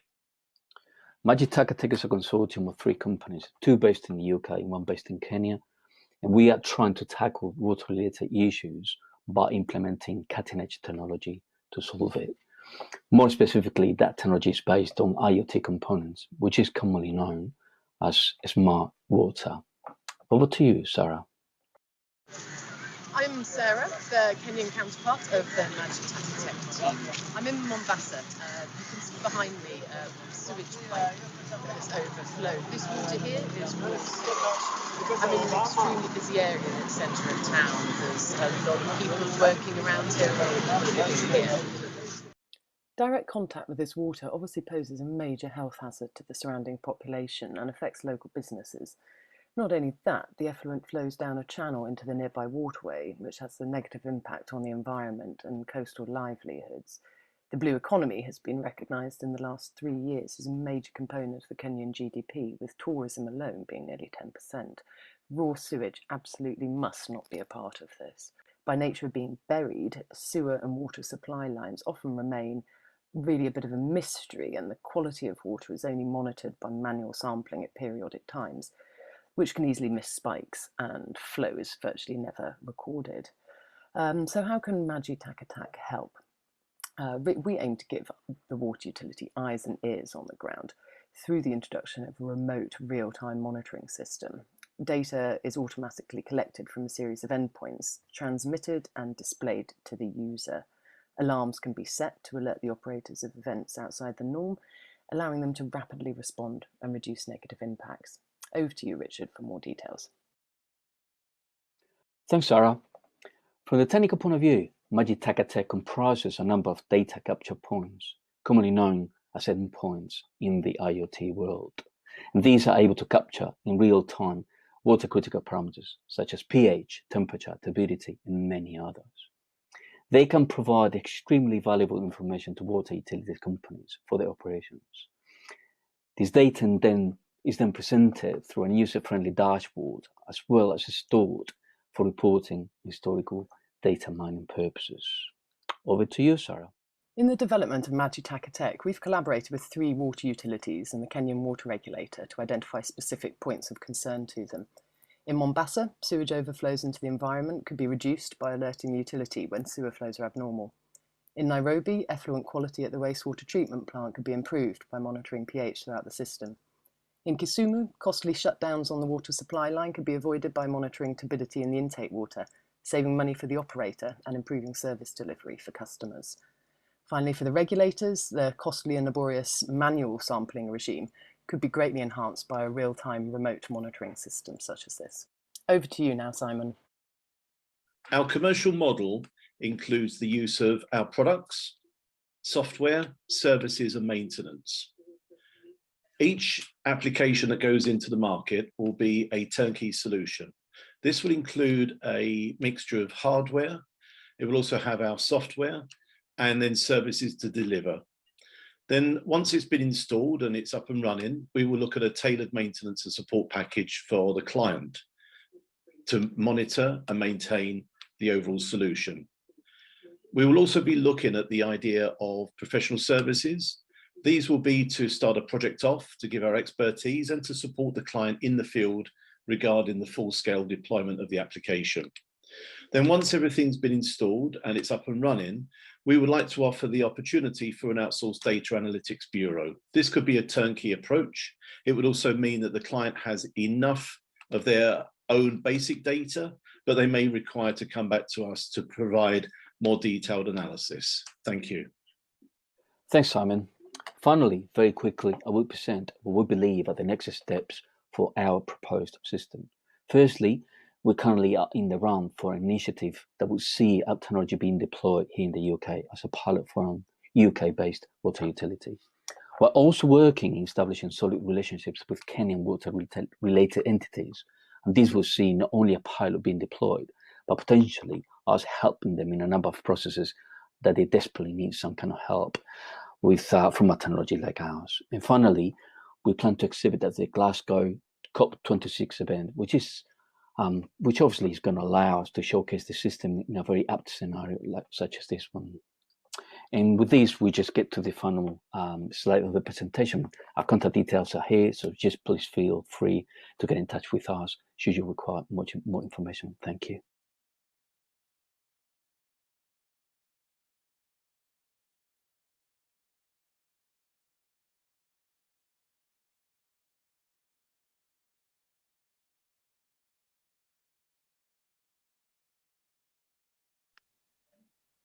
Good morning, my name is Lena Rosenyo and I'm CEO of DeGraph Management, or DGM for short, and we are property and waste management software specialists. And our vision is to become the go-to tech company in Africa, and our mission is to track our clients' waste locally and save them money and time globally. Only 19% of waste produced globally each year is recycled, And in Nairobi, Kenya, this dropped sharply to only 10%. COVID-19 has also increased waste generated from remote working and occupies disposal of PPE, face masks and gloves. And this has resulted in disruptions to waste disposal and collection and major hygiene and public health issues. So our ideal clients are property managers in banking, insurance, property and government who don't use software to track and manage the waste generated by tenants, landlords and owners, and who are also struggling with manual processes and spreadsheets and want to improve efficiencies and reduce costs. So we have developed a waste management system to connect property managers, landlords, tenants and owners in a single platform, allow them to process issues and requests for collections, bins and bags, produce analytics based on the amount of waste generated, collected and recycled, and also incentivize occupiers to recycle more via service charge discounts. And we have offices in Kenya and Ghana. We are pre-approved supplier and have an anchor paying client and are close with 4 top-tier banks. And COVID-19 has also accelerated our clients' need for secure and centralized cloud technology. So driven by an AI-enabled chatbot, our tech interfaces with our core DGM award-winning property and asset management system. It's modular, driven by an interactive dashboard, and it's easy to use. And we have started working on adding additional functionality for waste collectors, waste recyclers, and governments to engage in our platform. So our initial market is Kenya, and our local partners and advisors will support growth into new markets across Africa. And we have already identified secondary global markets. So our core property and asset management software is offered as a B2B SaaS offering across 3 tiers of annual licensing, depending on the number of property units our clients have. And we are currently evaluating different models of commercialization for the new waste tech, which we are currently testing within our pilot phase. So we have assembled a phenomenal team across the UK and Africa with years of industry insight and a unique perspective into the market. I'm really proud of this award-winning team we have built. They are experts in software development, business, financial services, waste and urban management in the UK, Africa, and adjacent markets. And ably supported by Jacqueline Maigua, founder of Jack Harris, our Kenyan partners have extensive experience in property and urban management, waste management, and sustainable development. Our experience and network has allowed us to go straight to the decision makers, and our advisory board know the business landscape, make key introductions across Africa. So we have invested our time and years in building relationships which are now bearing fruit. We are pre-approved as a trusted supplier in Kenya and Ghana, and we are funneling our way through our proven sales process. So we differentiate ourselves by providing exceptional customer service and being local. We have a local team, we have local knowledge, and we have local history. And conversations with our clients and prospects reveal competitors' products do not suit their needs, can be challenging to use, and are not locally supported. We also have our first mover advantage. So we are currently evaluating and testing pricing models during this pilot phase, and the number of users projected is based on our current pipeline of banks, insurance and property companies and government organizations. So we're here today because we are raising 300K for a 12-month runway to close pipeline sales, improve operations, exploit our first mover advantage, and accelerate growth. And this will happen via business development and ongoing customer-informed software development. So I was really honored to attend the UK Africa Investment Summit back in January 2020 as part of the Sierra Leone government. And it was a really pivotal moment in the UK's relationship with Africa. Africa is the future, and the UK has a huge and active role to play in that future. So if you want to find out more, please get in touch, come and find me. Thank you so much for listening.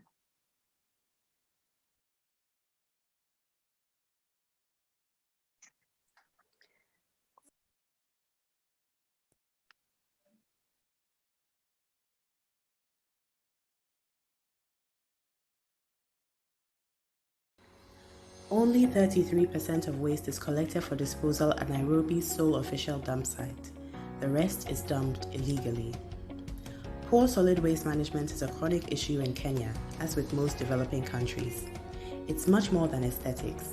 It spawns a breeding ground for vectors, it's a hazard to children, and most severely, it blocks drainage channels in times of heavy rain, causing flooding of people's homes with contaminated wastewater.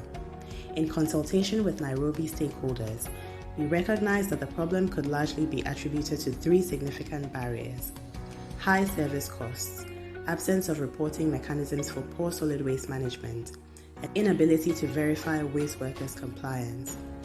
We realized that these barriers could be sufficiently overcome by harnessing our SNUCO digital addressing system, an offline geocoding system that provides the following capabilities: accurate location, ultra-fast route optimization, verification of information, and compliance. Our most impactful application so far is SNUCO Red, a system we designed specifically for emergency, humanitarian, and public health services, which allows them to reach cases and transport them to the most appropriate health centers in the shortest possible time. Considering our 56% improvement in ambulance response time, we were positive about the efficiencies we could bring to solid waste management. Thus began the Clean Kenya project.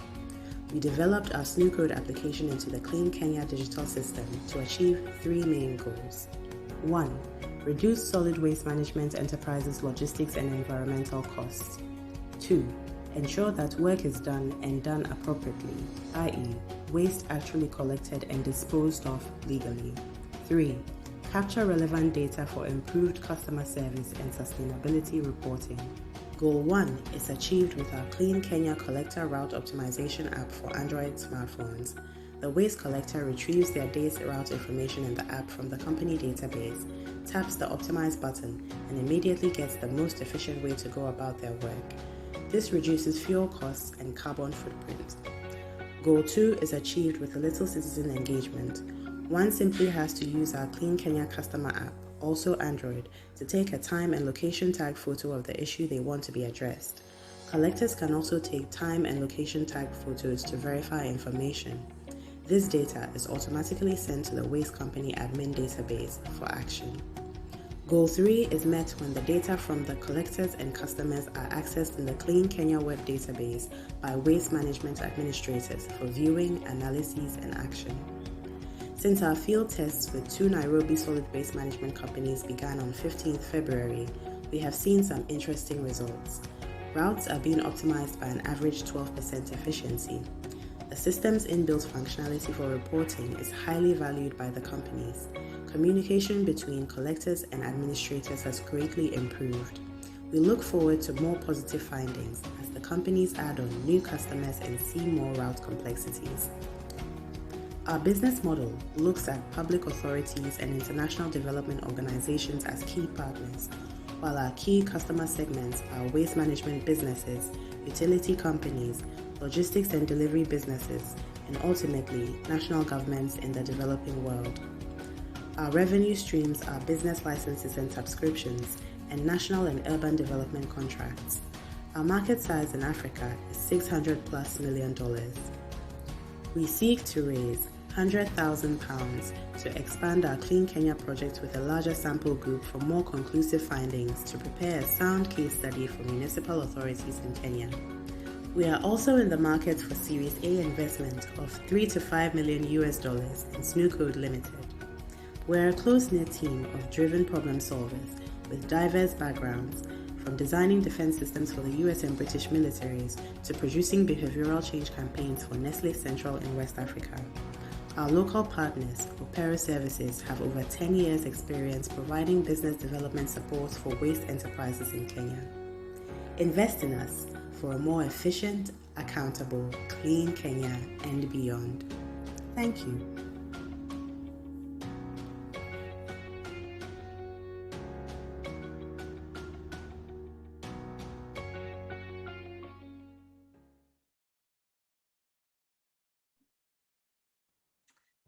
Wonderful. Well, thank you to all of those businesses. You have a really inspirational and necessary solutions that I'm really, really impressed with the work that people have done. And just to say it again, done in such an extraordinary year, what we have all been able to to achieve. So we have time for maybe just one or two questions. So if those of you representing those companies can turn your cameras on and your microphones on. And unfortunately, I don't think we'll have time for more than one or two. However, please remember, we have the networking session where people can directly ask you questions after the next session. So I think the first one, perhaps over to you, Lena, and it's about further development, yes, and solution offering of the graph management. Thanks, Amy, and thanks for the question. So we've already started to engage. We've already started further development because we've already secured funding, which is great. But one of the things that was mentioned by one of the challenge advisors is that it's important to engage all the key stakeholders. So we started to talk to waste recyclers, waste collectors, central and county government. For example, we met with the Ministry of Environment last week. So we've secured funding and we are already developing. We are also continuing to work with our Kenyan partners, Jack Harris, and that will be a long-term relationship. That's brilliant, and congratulations. I love seeing the progress made in real time. So wonderful to hear. Thanks so much. And hopefully much more to come. So we'll take one more question, and I apologies to our panelists, but you can see all of their faces there and you'll be able to find them in the networking session. So I'd like to ask a question of Sesaman and Snoocode. Can you talk a bit, and if the others would like to chime in, please do, because I think this could be a question that others would like to answer. It's about return on investment, and this is what investors and cities and others want to know. Have you been able to translate some of your efficiencies that your solutions have created into a tangible return on investment for clients? Well, yes. As in, so we've worked with a few ambulance services, for example. When you have a fleet of maybe 20 ambulances and they on average spend maybe an hour being lost, you essentially need a bigger fleet, for example, to serve your customer base. If you start using your ambulances efficiently, maybe you don't need as many. So it's a sort of saving. It's a savings rather than it's real world savings. The same applies to every industry, whether it's e-commerce, sanitation, and things like that. And so what we feel is that where resources are scarce, you could either go out and find more resources to buy more trucks or more delivery trucks, or use what you have more efficiently. Incidentally, that is also very good for the environment, because when trucks are traveling 12%, in the case of Clean Kenya, less, that is 12% less pollution in the environment in dealing with waste. So really, you're talking about that triple bottom line there, profits, people, and environment. I think that's really critical. If we could also have Emma and Richard, I'm going to take host prerogative and ask you both to quickly answer the question as well about return on investment, but also perhaps impact. Richard, why don't I let you go first? Sure, no problem.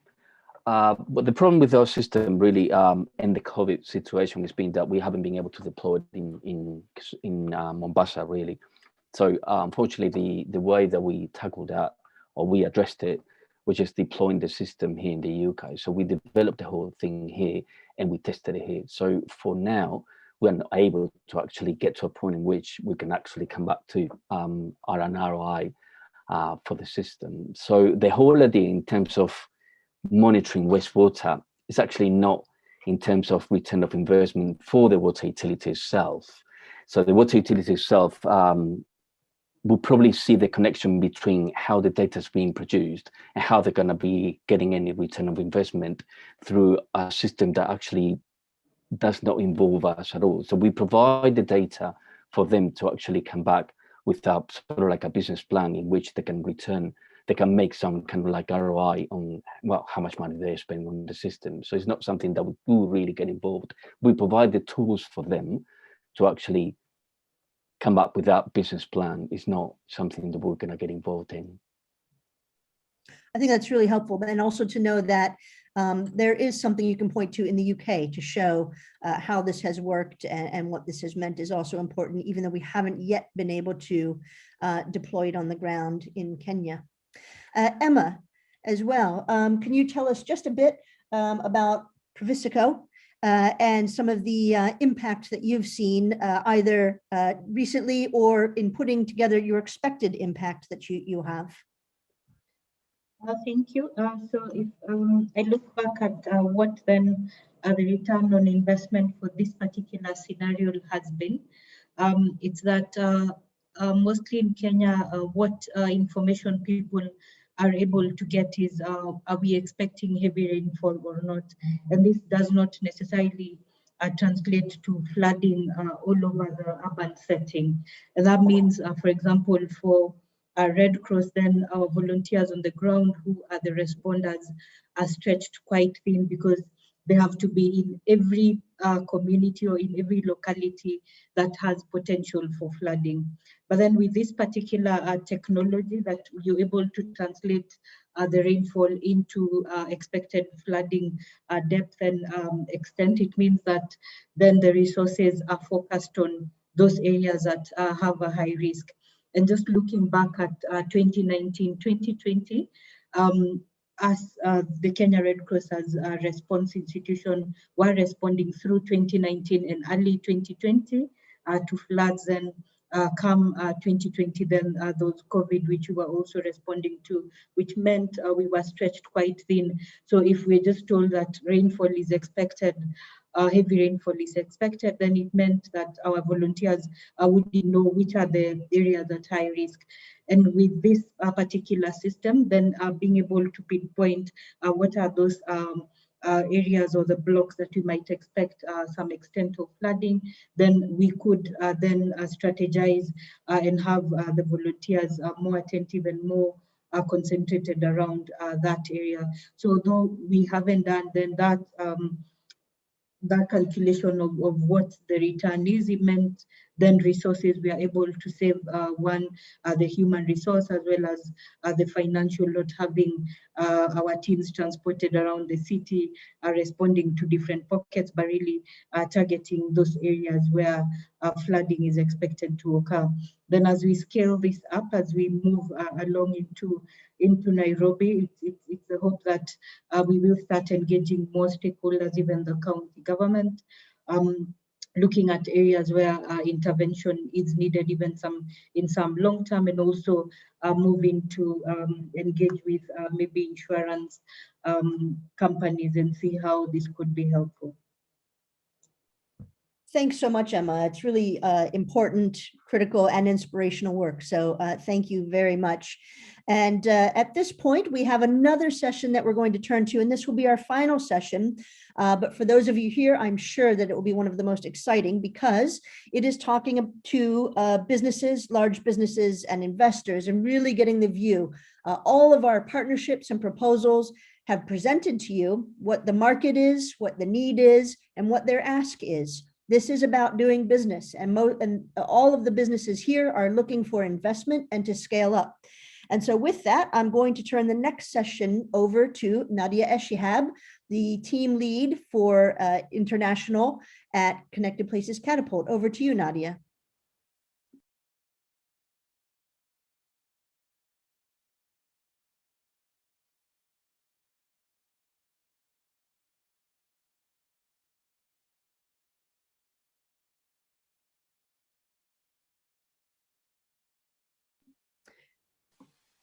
Yeah, hi everyone. I'm sorry I had a minor technical glitch here. So my name is Nadia Eshihab, and I'm indeed the global commercial team lead at Connected Places Catapult, and also the project lead for Urban Links Africa.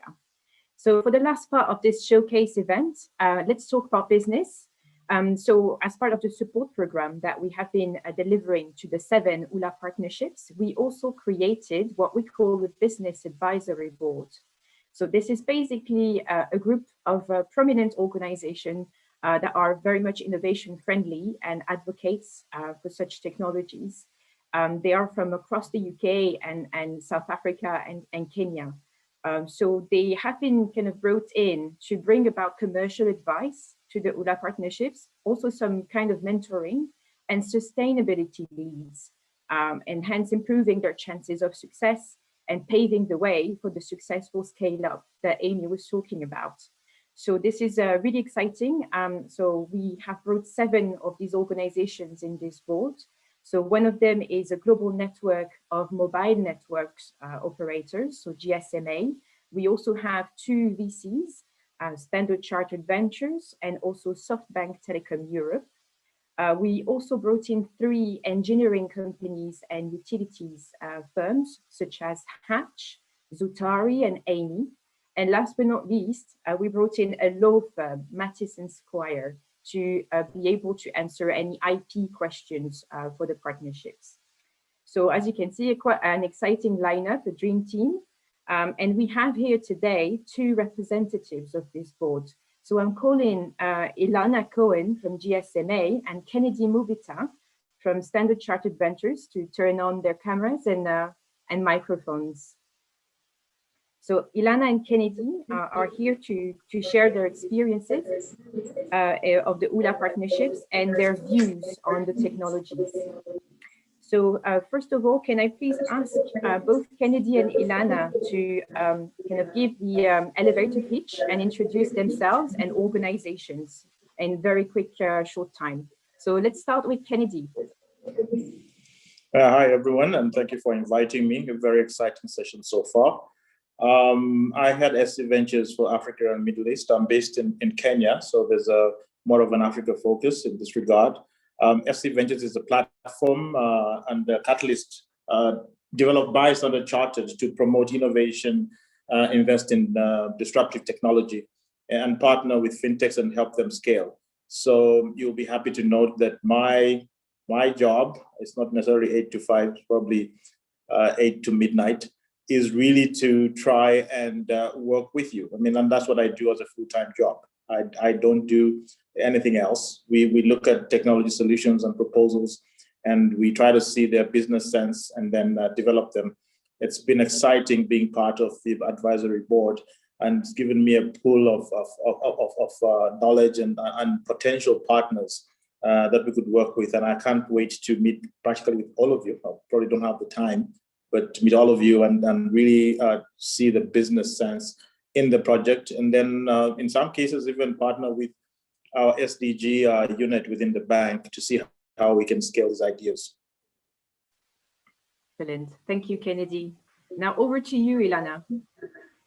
Thanks so much, Kennedy and Nadia. So you heard my name is Ilana, and I sit at the GSMA, which is the Association for the Global Mobile Industry.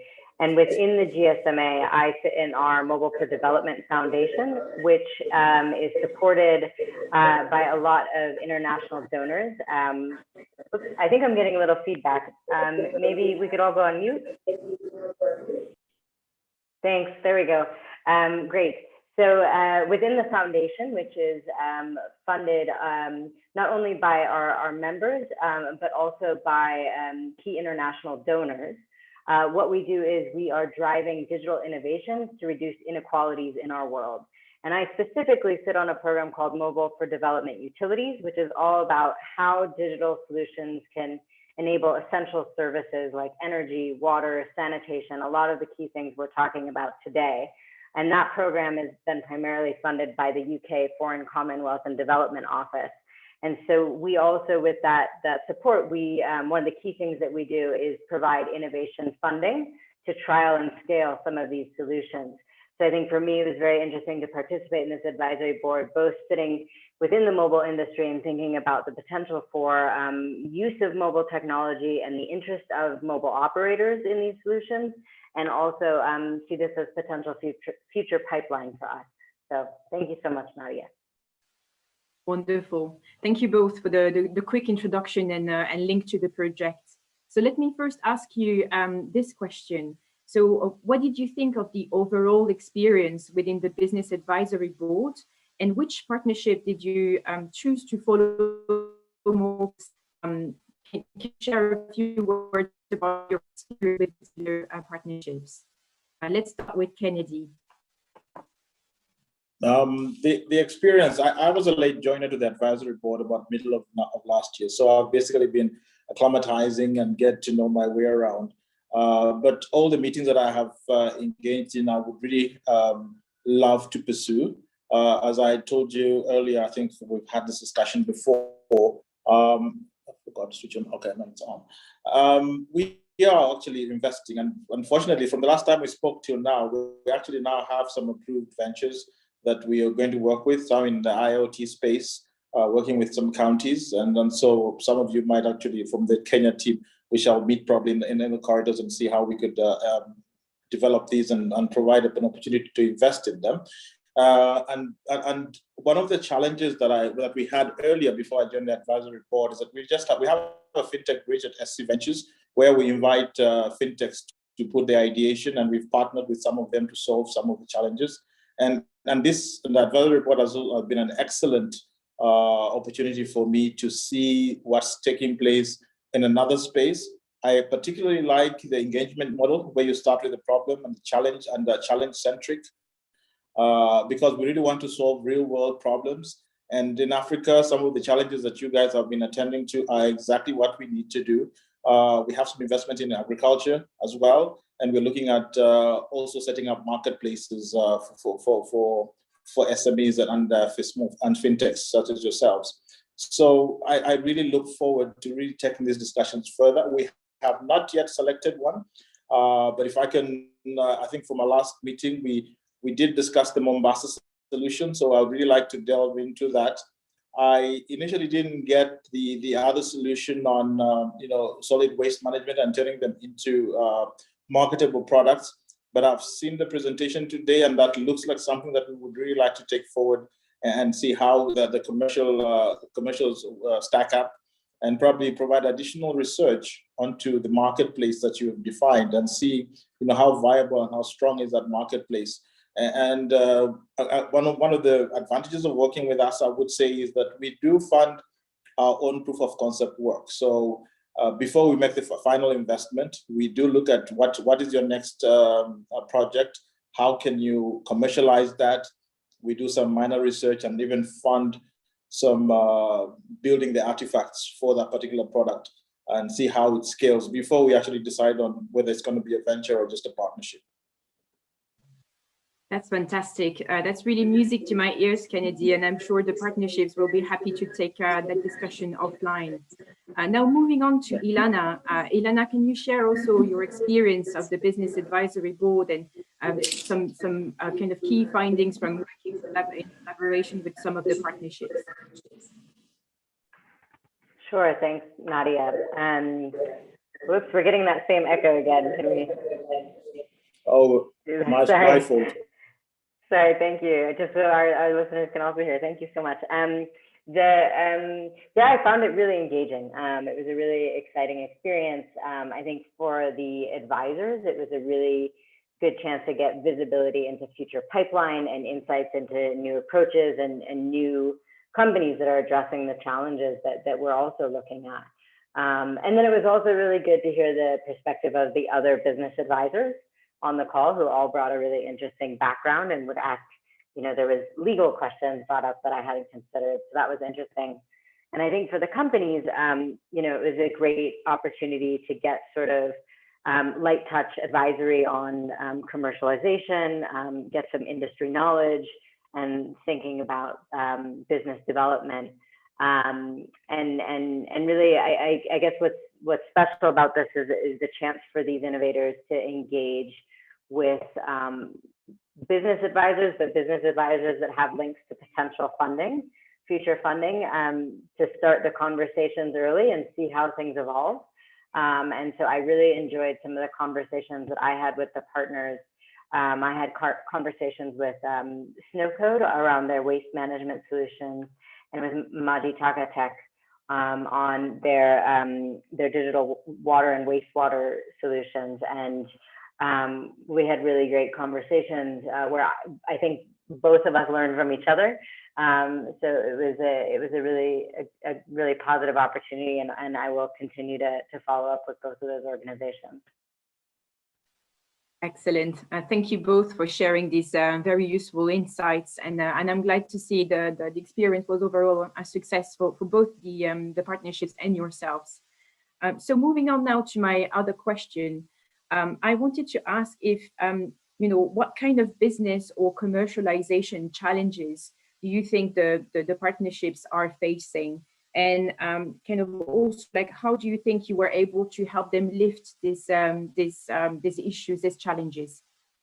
Can we start with you, Kennedy? Yes, right now it's aspirational. And one of the challenges that I've been thinking about is the community solutions, community-based solutions where the government or quasi-government is an off-taker. Now, in the ones that we have invested in, the payment or the off-taker really is the consumer, the final consumer. So we managed to build those kind of solutions. But where there's a general solution that requires government commitment to pay or to support a project, there has been some challenges in them being able to get that into the budget and get it approved. So in fact, in that regard, what I would, after we get to see most of the solutions and maybe delve into them, I do have a scheduled meeting with the head of the public-private head in the government, and we are going to do some presentations regarding the projects that we're working on. And it would really be wonderful if we could go with some of the team members, particularly the ones in Kenya where I am, and they also showcase their projects so that we could see what kind of government commitment we can get for them to support these community solutions that they have a technical solution for. Amazing. Thanks, Kennedy. And now moving on to Ilana, can you share some of these kind of challenges, commercialization or business challenges that the partnerships were facing and that you were able to help with? Yeah, thanks.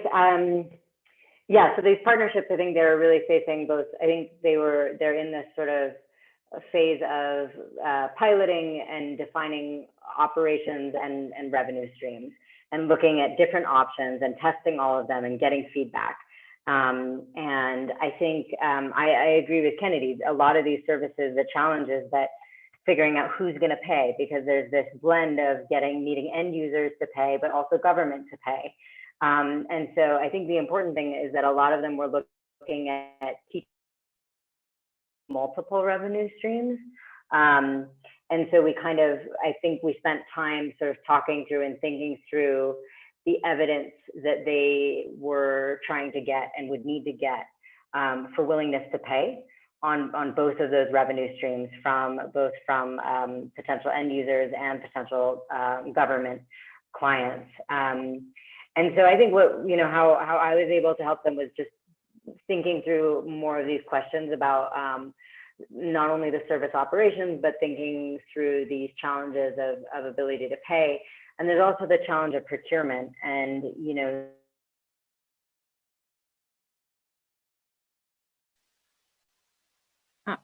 I think we've lost Ilana. She was frozen a little bit because of connection. Oh, Ilana, you're back. Sorry. Wait, no, can you hear me? Yes, loud and clear. Okay, I'm not quite sure where you lost me, but I can just summarize to say that I think a lot of the discussion was around, with these models where it's hard to figure out who to get to pay. The discussions were really around that end users versus government, and also around procurement and the challenge of that, and how do you do a pilot sort of before procurement, but then aim towards procurement. Yeah, so that's what we discussed. Absolutely. Thank you, Ilana. Yes, indeed, this is quite a clear kind of a challenge here. So also having to navigate the pandemic. So the solutions are now ready to scale and ready to deploy. So having worked with hand in hand with yourself, and also kind of the challenge ambassadors and the cities, having all this combination of support have tremendously helped the partnership. And we can already see that some of them are already heading towards deployment. So that's really great. And I'm just conscious that we're slightly overrunning. So I'm just going to finish with one last question for you two. And so if you could be brief, that would be really, really great. But this is more to do with the quality and the ambition of the partnerships that you have seen today and over the past few months. Can you share your views on what you think about this level of ambition and innovation? Kennedy? Yeah, I think the problem definition has been crispier. I don't know whether it's a factor of my having attendance. This is the second time I'm attending this, and so therefore paying better attention, or that the contributors are much more prepared. But definitely I can see a path from this point. And I love your process as well, which is, the agile approach, the human-centered design approach, and then the fact that you've given us access to these innovators. I think this process aligns very much with exactly what we do and how we engage partners. And it's easier now to see the way forward in terms of how do we validate the research they've already done. Unfortunately, we have to do our own research as well to confirm that. And also, how do you market size your opportunity? And then once we understand those clearly, we can easily then put in a proper proof of concept framework that will lead us to the investment decision. Wonderful. Ilana? Yeah, I would say that there's a really strong potential for a lot of these solutions where, I think we're seeing that as Kennedy said, they've done really good problem definition. And I think what's important and what this program has helped them to do is look at the mapping of different operational approaches and different revenue streams and then test these. So I think that's a really strong foundation for them to now move on to that next direction. So I think they have a lot of strong potential. Wonderful. Well, thank you both for all these wonderful insights. And I'm so glad that you enjoyed your experience and talking to our partnerships. This for us was a real success, this business advisory board. So now we are heading towards the end of this event. So I would like to thank you all. And I'm going to hand over to Amy to wrap up the event nicely. So thank you all for this session. Thank you all. So I'm very excited and a little bit sad to come to the formal end of the presentations. However, we still have the networking session to follow, and the instructions on how to join the networking have been posted in the chat. So there's a separate Zoom link that you'll need to click on in just a moment, not yet, when we go to that networking session, and it should be clear then you'll be in breakout rooms with others that you can then network with. So what I'd like to say is, if you haven't already signed up on the digital platform, urbanlinksafrica.com, please do so. And really all that's left for me to say is a big thank you. I'd like to say thank you to the Global Challenge Research Fund, Innovate UK, the team at Connected Places Catapult. You have been amazing over the past year and a half. Thank you to all of our challenge ambassadors on the ground. Like I said earlier, we could not have done it this last year without you. Thanks to our large business partners and our business advisory board, including SoftBank and Hatch, Standard Chartered, GSMA, Ilana and Kennedy. Thank you for being here today. Thank you to the cities of Nairobi, Kisumu, Mombasa, Cape Town, Johannesburg, and Durban, as well as to our new business partnerships that we hope you will all